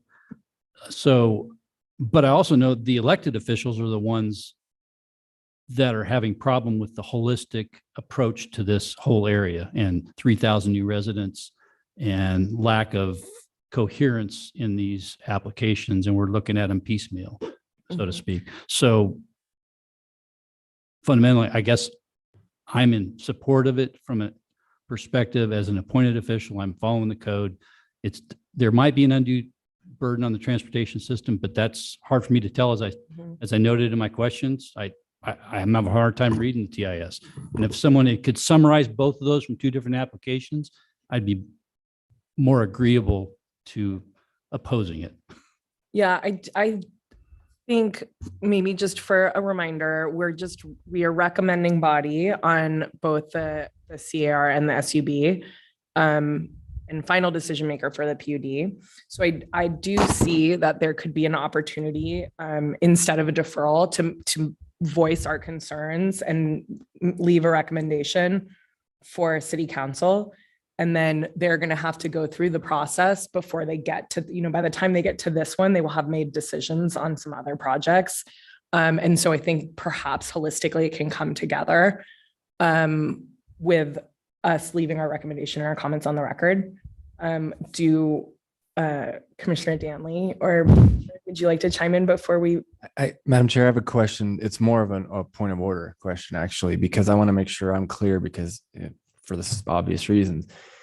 My understanding is with respect to the transportation issues, that is more aligned with the site plan, that is aligned with the DA, what is aligned with the rezone and the sub, in which we are a recommending body. The height exception, I believe, is aligned with the PUD, because it is not a variance, correct, in terms of there being a hardship, but it's a conditional use request, correct, in which this case we are the deciding body, correct. So we have a obligation to set up the council for an informed decision on the two issues, and we need to make a decision on the height exception because it's housed in a situation where we are required to make the decision. Yes, I agree. Madam Chairman, Commissioner Gillespie. I move that we recommend approval of CAR 22-10 and recommend approval of SUB 22-27, and that we approve PUD 22-27 with all the terms and conditions of the staff report. Second. Great. We have a second from Commissioner Blanchard. Commissioner Gillespie. To me, it's traffic and height. I think Chris Danley accurately summarized that the PUD houses the height issue. I've spoken about that. I'm comfortable with the ACHD report as it is. I wish there was a more holistic solution. It's my personal view that this commission can't impose off-site requirements in a land use permit. I understand good minds differ on that issue, but that's where I'm at. Thank you, Commissioner Gillespie. Madam Chair, since I hadn't chimed in at all, I do want to echo something that Commissioner Gillespie noted earlier, is that a lot of times this isn't the venue for settling these kinds of things. So, I mean, like right now we have an ongoing process on rewriting the zoning code ordinance and in the city of Boise. And so if you're concerned with the way the city is developing, that's the venue, is to get involved in that and make sure that your voice is being heard, because I can tell you a lot of us deal with this a lot of the time, and single use zoning is going away. R1 is going away. These are all things of the past. Build for rent communities are only going to grow more and more and more. And these are all things that the people need to be aware of. And I know it's hard. We all work jobs and raise families and all that stuff, but most of the time P&Z is not the place to address those things. A lot of us have also spent years, Commissioner Danley and others will remember, we all fought for a thing called the Adequate Public Facilities Ordinance, right? And this is in a failed planning process 15 years ago in the Valley, where we all tried to ensure that this kind of stuff wouldn't happen, where like ACHD and the city and the state, and everybody would be on the same page, and we could never get there. And so believe us who've been in this land use business are as frustrated as you are. Believe me, because we don't want to be sitting here up adjudicating this stuff any more than you do. We would all prefer that things be coordinated much better, and that's been thwarted in this valley for 15 years. I wrote a book on it if anybody wants to help pad my income. Let me see. And as far as transportation goes, we can't bind ACHD to anything. And so that's what, I mean, sure, we could put in conditions, but we just simply can't bind those guys to anything. And again, that's part of all of our frustration. And it has been for many, many, many moons for a lot of us. And so as much as, I think we'd like to be able to say, hey, let's have these guys do this and make sure they're going to do their part. We just simply don't have the authority to do it. So as far as height goes, just simply, we're trading off the height for better design, frankly. And a lot of us know this design firm that came up with this plan. It's actually pretty cool that the DPZ is working here in the valley. And so, I actually am in favor of the design, and I think it's a great trade-off.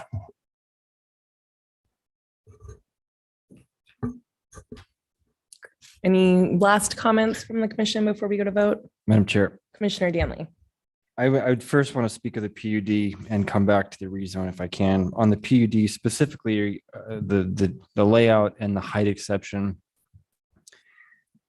I think for the most part, my concerns have been expressed already from other commissioners. I think one of the things I haven't really heard is that, and even in the renderings, which I genuinely appreciate the attempt by the applicant to make available, is the presence of trees, is the softening of these buildings and the views and the things that we all love, is that as this community potentially grows and these tree canopies grow and fill, these hard edges and things that we are showing and depicting are going to eventually start to fade. It's not going to solve every problem, but it's definitely going to make it better. It's a mitigation that I think we all love. So I don't see a hardship, or not a hardship, but I don't see in terms of the CUP, I think everything has been pretty much met. I don't have any other objections to the PUD.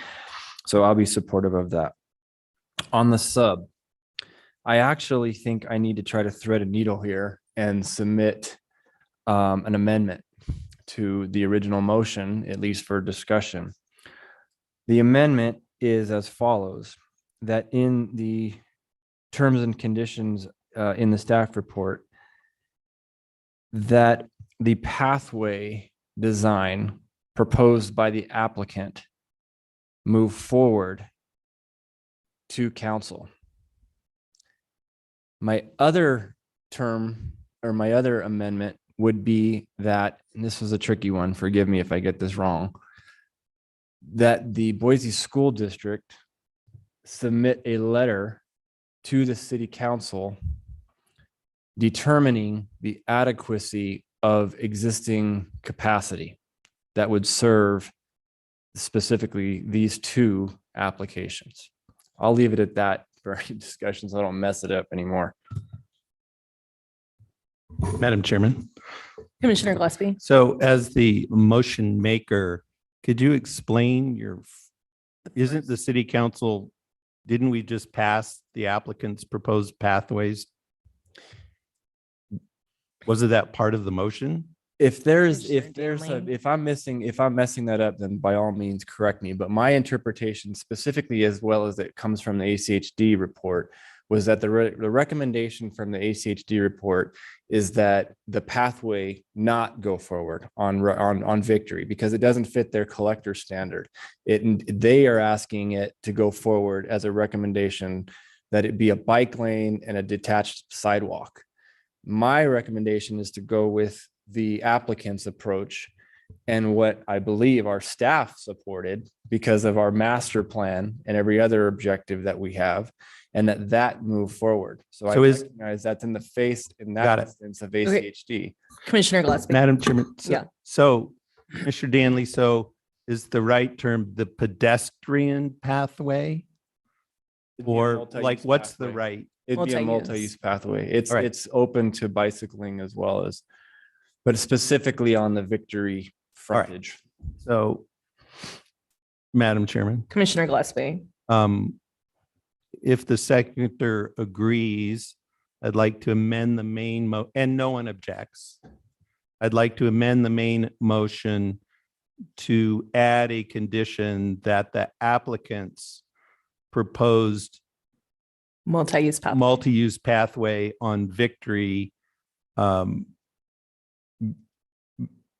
be built, and that the ACHD requirement is waived in our condition. So we have a condition that says you have to meet the ACHD's requirement. What Chris is basically saying is you have to meet the ACHD's requirement except for their point on the pathway.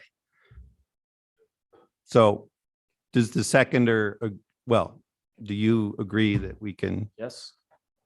Give me a K, give me an M, give me Okay. an T. Yes. Chris has to say yes on the record. Somebody has, You're the second. You're the second.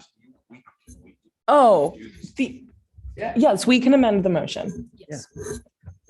If Can we do this legally, meaning, can we say that they can't, that they don't have to build it to ACHD's requirements? Yeah. Okay. Madam Chair, Commissioners. Yes. Yes. With regards to ACHD, again, it's that neither agency can bind one another in terms of their conditions. So that is the ultimate crux of much of the discussion occurring tonight. Okay, yeah, I have no objection to the friendly amendment. Madam Chairman, you might ask if no one else does either. Otherwise, we can have to vote on it. Oh, are there any objections? Okay. Right.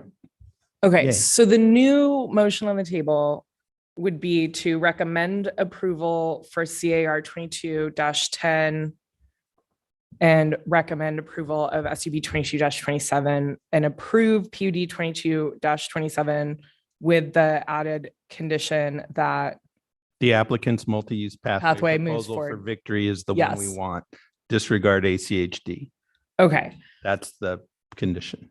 and we are not the Boise School District. We're not to that yet. Oh, great. There's more. Okay. Madam Chairman. Commissioner As Gillespie. the original motion maker, I'm like, there's no point. And so, no, I don't agree to that because we all tried. know exactly what the Boise School District will say. Yeah, we do. But I mean, if it really bugs you, Chris, we can add it. I mean, Yeah, we've tried to have the Boise School District weigh in on a more consistent basis. Madam Chair, Crystal. if I it's might. not hard to Okay. do. They will. if we- Commissioner Gillespie, just hang on 1 second. Thank you, Crystal. Yes, Madam Chair, I Pardon me. wanted to add that as part of the requirement for finalizing a subdivision, we do require comments from the school district There we before go. that can be finalized. So that will come in at a later part of the process. Didn't get. Thank you, Ms. Rain. Thank you. Okay, Madam- Commissioner Danley. If I may, I want to speak on behalf of this motion and the SUB and rezone if I can. This ACHD specific report is a Christmas miracle. It is the season, and that's what I see. That's what I read. That's how I read it. Because in all my time of being in this valley with 16, 17 years, having worked at ACHD and read countless reports, I've never seen a report from that body that looks like the one that we have for this application. The requirements of this applicant are unlike anything I've ever seen. Raised crosswalks on 3 different locations, road trust funds for speed bumps, rapid flash beacons and pedestrian hybrid beacons, which is not cheap, by the way. Connections all over the place, in addition to the physical improvements and hopefully a pathway directly out front for the length of the application or for the property. The internal street system, in my professional opinion, as a practicing transportation planner, they're great. The pathway additions that run around the perimeter of this property are fantastic. So in conjunction between ACHD and what is in front of us from a transportation perspective, I frankly think that we have an incredible application in front of us, not just a good one. That's my professional hat speaking. So kudos to the district. Hopefully they're listening, as well as the applicant. So with respect to all of the rest of it, the rezone, I mean, it's surrounded by residential, it's centrally located. You know, it's what, a mile and a half, 2 miles or whatever it is from downtown and our employment hub. It's a mile from the airport. Everything about this makes sense to me. So I, you know, can continue, but won't, you know, ultimately, however, I would be absolutely in support of the rezone and the sub and recommend approval to council. Thank you, Commissioner Danley. Do we have any further discussion? Madam Chair. Commissioner Mooney? I think Commissioner Danley's comments about Christmas and the ACHD report, I was cheering over here because, but I really want to commend staff. I think city staff is why that happened. And I thank staff for making that happen and working with ACHD staff to make it happen, because the ACHD report responding to Mr. Kangus's comments, never seen anything like it. I mean, so that was commendable and outstanding, and I'm obviously in support of it. Now, having said all that, process-wise, I'm just really frustrated about late correspondence on such a large project from ACHD. You know, coming in at the last minute is a process problem that maybe we can challenge ACHD to be better about. Thank you. Thank you. Okay. If there's no further discussion, so again, we're recommending approval for CAR 22-10, approving PUD 22-27, and recommending approval for SUB 22-27. The motion was made by Commissioner Gillespie with a second by Commissioner Blanchard. Will the clerk please call the vote? Stitt. Aye. Blanchard. Aye. Gillespie. Aye. Finfrock. Aye. Danley. Aye. Mooney. Aye. All in favor, motion carries.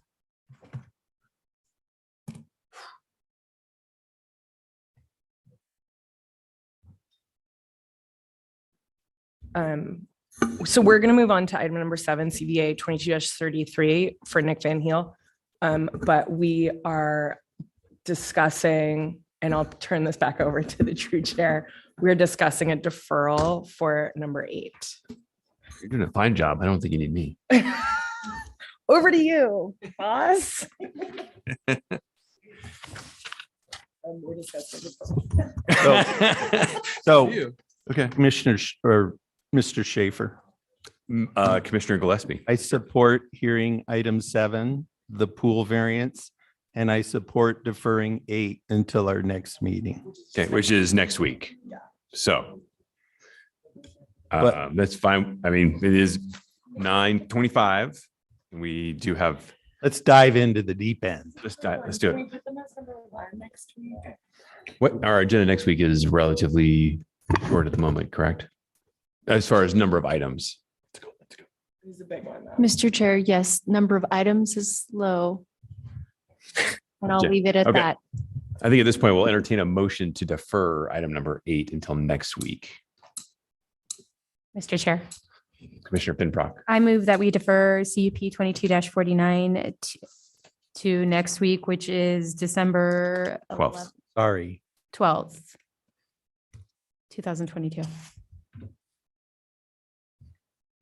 Do I hear a second? Second. Okay, all right. Okay. So motion, any further discussion, motion to defer item number 8.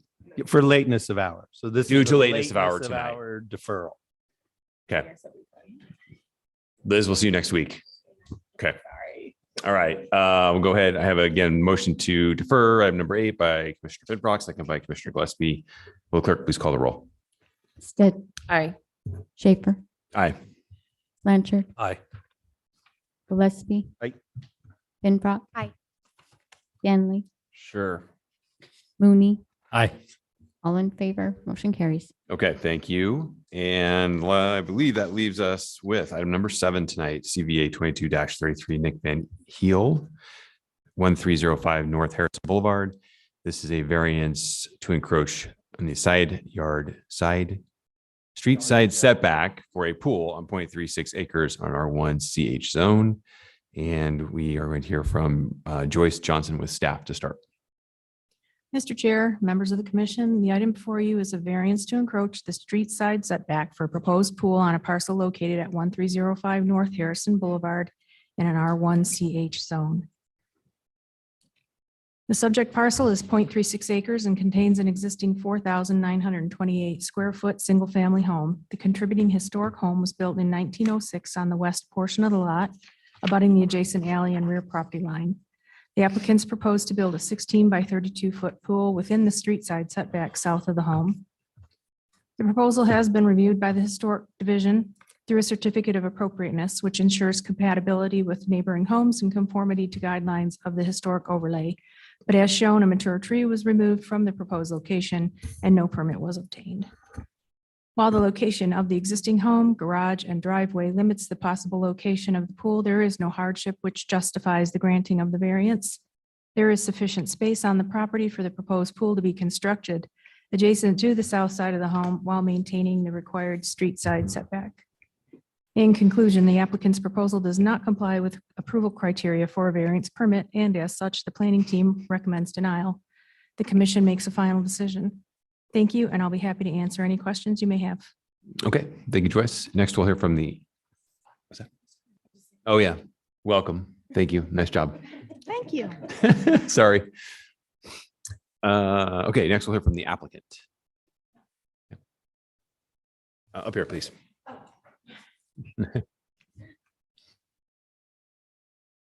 This should be easy after these last two. Oh, how do I turn this on? I believe it's on. I think Is it's it on. Okay. Yeah.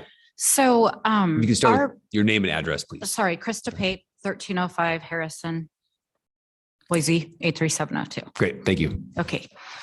Our paperwork asked us to describe a hardship or exceptional circumstance for our variance request. And we have two exceptional circumstances. As Joyce showed, the way the property sits, we don't have, all the land is in the front yard. We don't have a backyard. If we were to accommodate the 20-foot setback from our side of the sidewalk, the pool would be literally like 6 feet from our house. So in terms of that, in addition, there is a 9-foot parking strip and a 6-foot sidewalk. So we're already, the fence line is 15 off the street. More importantly, the home is a beautiful Harrison Boulevard historic home. It's one of the jewels of Boise. It's a Turtlet and Hummel home. The last family lived there for 70 years, the Hansburgers, Claire and Bob, and they took extremely good care of the home. And we regard it not necessarily as our home, but just that we are stewards of that beautiful house. And we do not want to ruin the landscape. We've put a lot of time and money into the landscape, redoing the interior to keep it perfectly to period, and constructing a pool right next to the house essentially would be just a terrible thing to do to that particular property, which really is a jewel of Boise. That's it.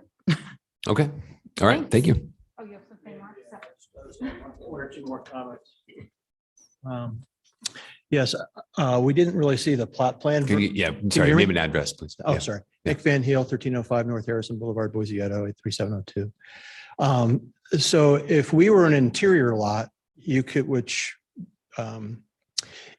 if we were to have built on the, I guess, the north side of the home, which is where the driveway is, we could have had a setback of 5 foot.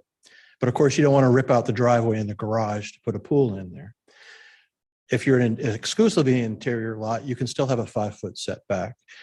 So I understand the rules are the rules, but we sort of felt that since from the street, there's 16 feet to the fence line, to add an additional 20 feet beyond that puts the pool 36 feet from the street. And it just seems like that's excessive. So that's all I really wanted to say. Thank you for your time. Okay. Thank you. Okay. Next, we'll check in to see if we have the neighborhood association with us, which I do not believe that we, oh, do we? Oh, thank you. Yeah, Mr. Hagan. Yeah, Eric's here. Good Good evening, commissioners. This thing's still getting set up here. All right, you can hear me, I take it? Yeah, we can hear you, Eric. Yeah, please. Yeah, I'm still here. Getting a lot of work done while I'm waiting for you guys. My name is Eric Hagan, 809 North 18th Street. I'm the North End Neighborhood Association representative. We are in support of planning and zoning's denial of this, as there is no precedent in the north end of a pool being in a street side yard such as this. This street side setback side yards, a lot of S's in there, are there for a reason, and it's to keep structures and uses out of the side yards. It's interesting that the applicant mentions all the work that they've done on the lot, because as we were looking at this, we noticed there's like a huge wall or line of what appear to be cypress trees that have been planted recently, going all the way across the front and the side, which I can only imagine, not being a landscape architect, Mr. Schaefer, you could probably answer this better, but I think cypress trees grow up to be pretty large, and I can only imagine this is going to be a large wall of trees in front of the property, which would obscure any view of the property, as well as the pool that would be back there. I couldn't find a permit for that, nor the fence that goes around the front of the property either, and both of them appear to be within the view triangle of the corner, as well as at the driveway and at the alley. And then there was also no permit that we could find for the removal of the large tree that was where the pool is proposed to go. We are in agreement that there is other opportunities on the property for a pool closer to the residents, perhaps reduce the size of the pool, perhaps change the driveway and garage access from the alley, as is the typical standard in the north end. All in all, those are our comments and our concerns. And once again, we're in agreement with planning and zoning's denial of this. Okay, thank you, Mr. Hagan. All right, we'll go ahead and open this up for any questions by the commission.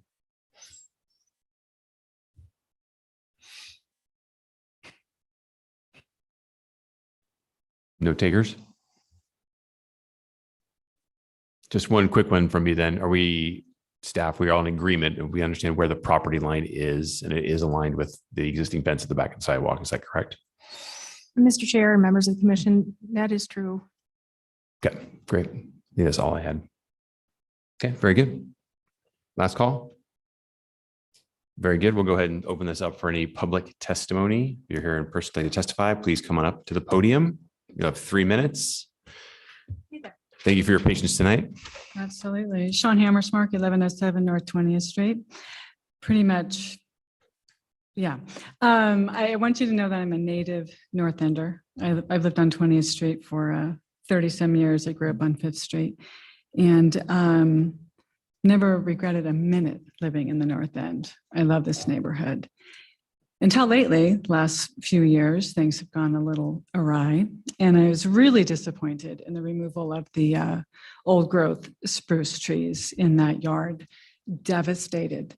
Not only did it complement that house, it complemented the neighborhood. It was amazing. Old growth trees also are very effective at reducing the carbon footprint as well. And it seems like we're no longer concerned about the environment or the unique character and landscape of the North End, because we're willing to remove all that makes the North End iconic to make room for exactly what, I don't know.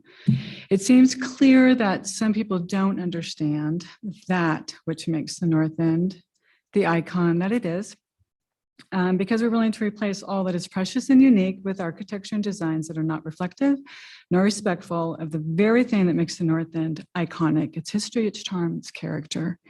Unfortunately, North End has been overwhelmed with permits asking to approve unhistoric, uncharming, and uncharacteristic construction projects, and I'm dumbfounded, personally. Every time a project is approved to build something that is not in keeping with North End style and charm, those products whittle away at the intrinsic value of the North End.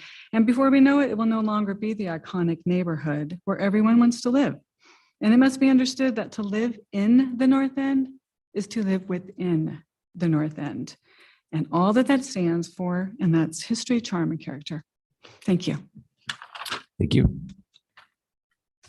Anybody else would like to testify? Podium's free. Okay, we'll check in online. I don't believe. No hands up. If you're online, you'd like to testify, please go ahead and raise your hand.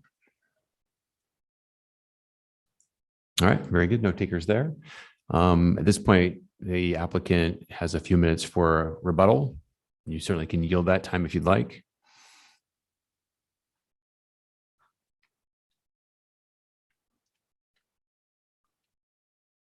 I don't think we're here to talk about trees, but we have planted an additional 8 trees on the property. And there is a permit in place for the fence as well as for the pool. Well, not yet, but we were permitted. Yeah, we permitted the pool the first time. It's just the variance. Okay. Okay, all right. Thank you very much. We'll go ahead and bring this back before the commission to render a decision. I will entertain a motion.